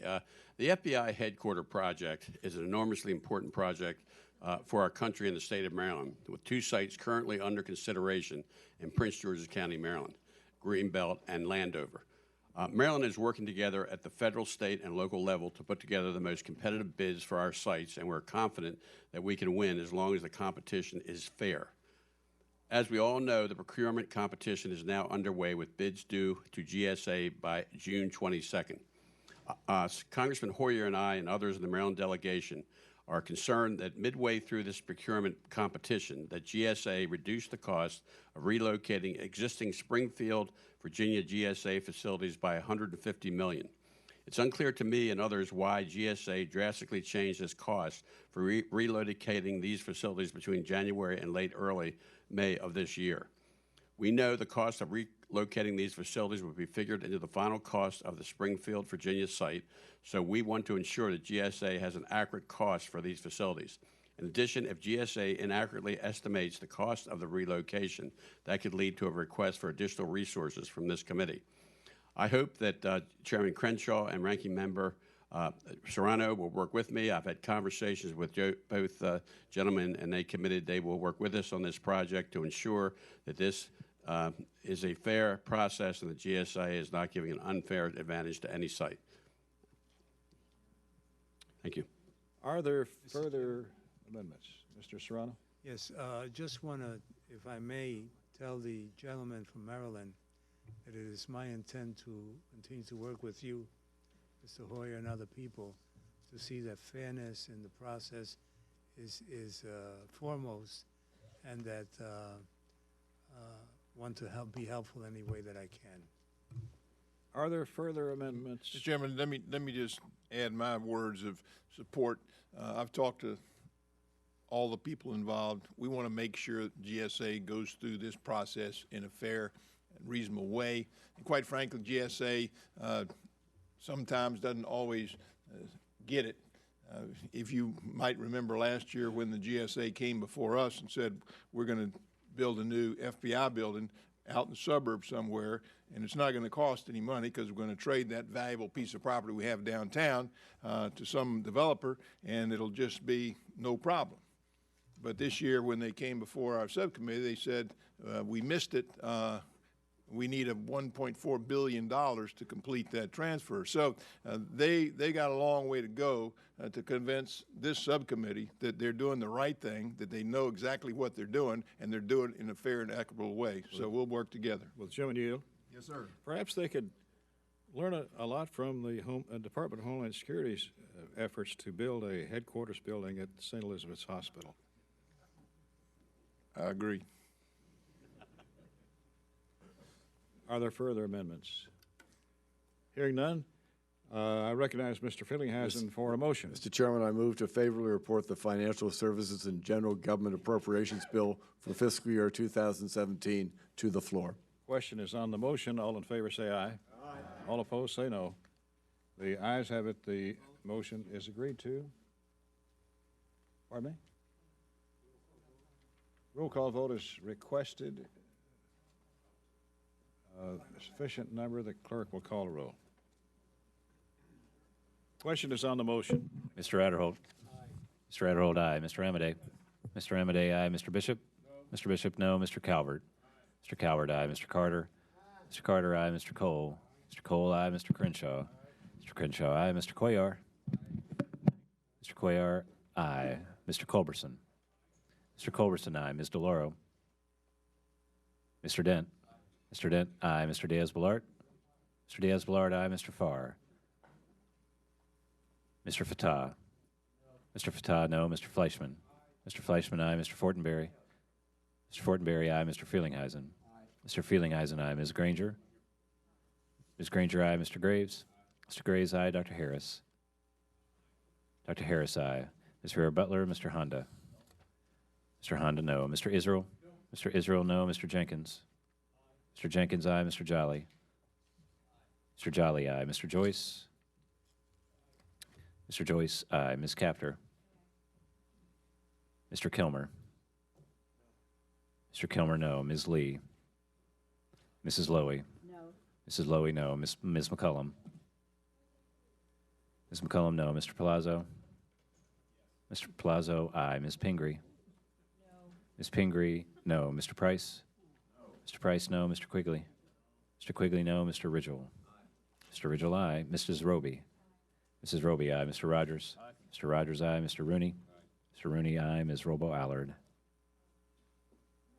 Ms. Robo-Allard, no. Mr. Rupersberger. No. Mr. Rupersberger, no. Mr. Ryan. No. Mr. Ryan, no. Mr. Serrano. No. Mr. Serrano, no. Mr. Simpson.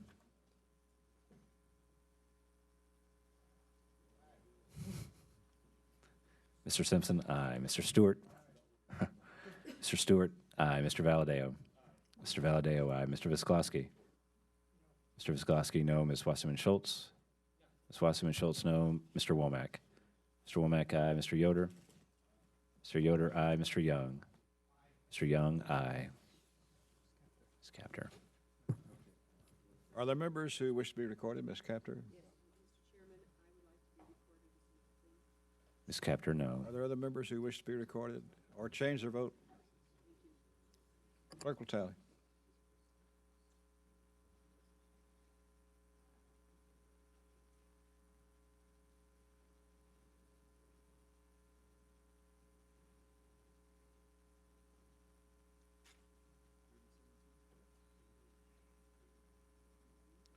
On this vote, the yeas are 30, the nays are 17. The motion is agreed to. 3 days is granted. Our second and final order of business today is to revise the committee's 302Bs. A report before you provides a suballocation for the financial services bill, as well as the 7 suballocations approved previously.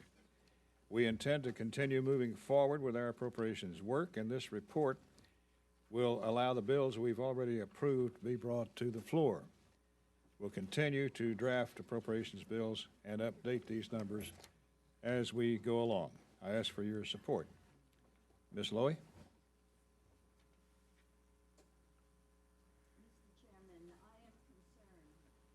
I'm concerned that we're faced with another piecemeal allocation that doesn't provide enough information to determine whether subcommittees are allocated their fair share. I'm worried that the last 2 bills, State Foreign Operations and Labor HHS, face cuts below last year's level. We can't vote on a complete allocation because House Republicans can't adopt a budget resolution this year, and that raises serious questions about whether the majority will stick to the 2-year agreement on defense and non-defense caps. The House Defense Bill creates pressure to bust the defense cap in April. Will the majority lower the non-defense cap to pay for a defense increase? Will the last bills have enough room under the caps to meet the serious challenges America faces? This committee, this House, this nation deserve to see the full set of allocations. I urge a no vote on this process. Are there other members who wish to comment? If not, are there amendments? If no amendments, I recognize Mr. Frelinghuysen for a motion. Mr. Chairman, I move the committee approve the revised interim report on the 302B allocations for fiscal year 2017. Question is on the motion. All in favor say aye. Aye. All opposed say no. No. The ayes have it. The motion is agreed to. Recorded vote is requested. The clerk will call the roll. Mr. Adderholt. Mr. Adderholt, aye. Mr. Amadei. Mr. Amadei, aye. Mr. Bishop. Mr. Bishop, no. Mr. Calvert. Mr. Calvert, aye. Mr. Carter. Mr. Carter, aye. Mr. Cole. Mr. Cole, aye. Mr. Crenshaw. Mr. Crenshaw, aye. Mr. Cuellar. Mr. Cuellar, no. Mr. Culberson. Mr. Culberson, aye. Ms. DeLauro. Mr. Dent. Mr. Dent, aye. Mr. Diaz-Balart. Mr. Diaz-Balart, aye. Mr. Farr. Mr. Fatah. Mr. Fatah, no. Mr. Fleischman. Mr. Fleischman, aye. Mr. Fortenberry. Fortenberry, aye. Mr. Frelinghuysen. Mr. Frelinghuysen, aye. Ms. Granger. Ms. Granger, aye. Mr. Graves. Mr. Graves, aye. Dr. Harris. Dr. Harris, aye. Ms. Herrera Butler. Mr. Honda. Mr. Honda, no. Mr. Israel. Mr. Jenkins.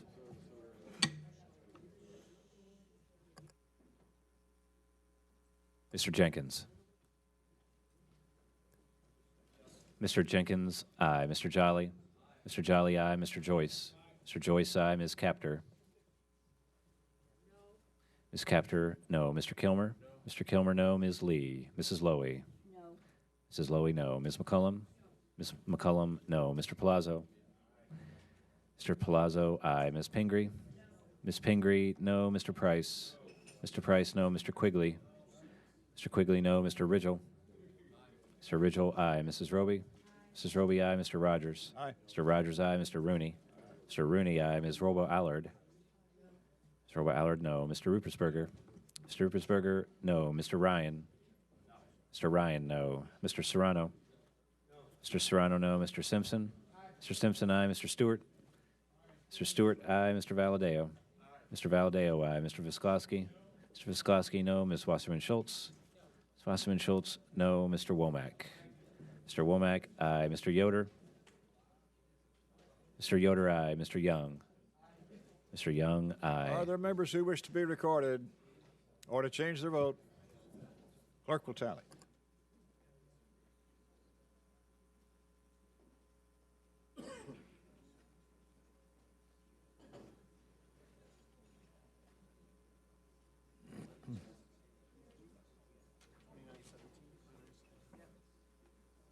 On this vote, the yeas are 29, the nays are 17. The motion is agreed to.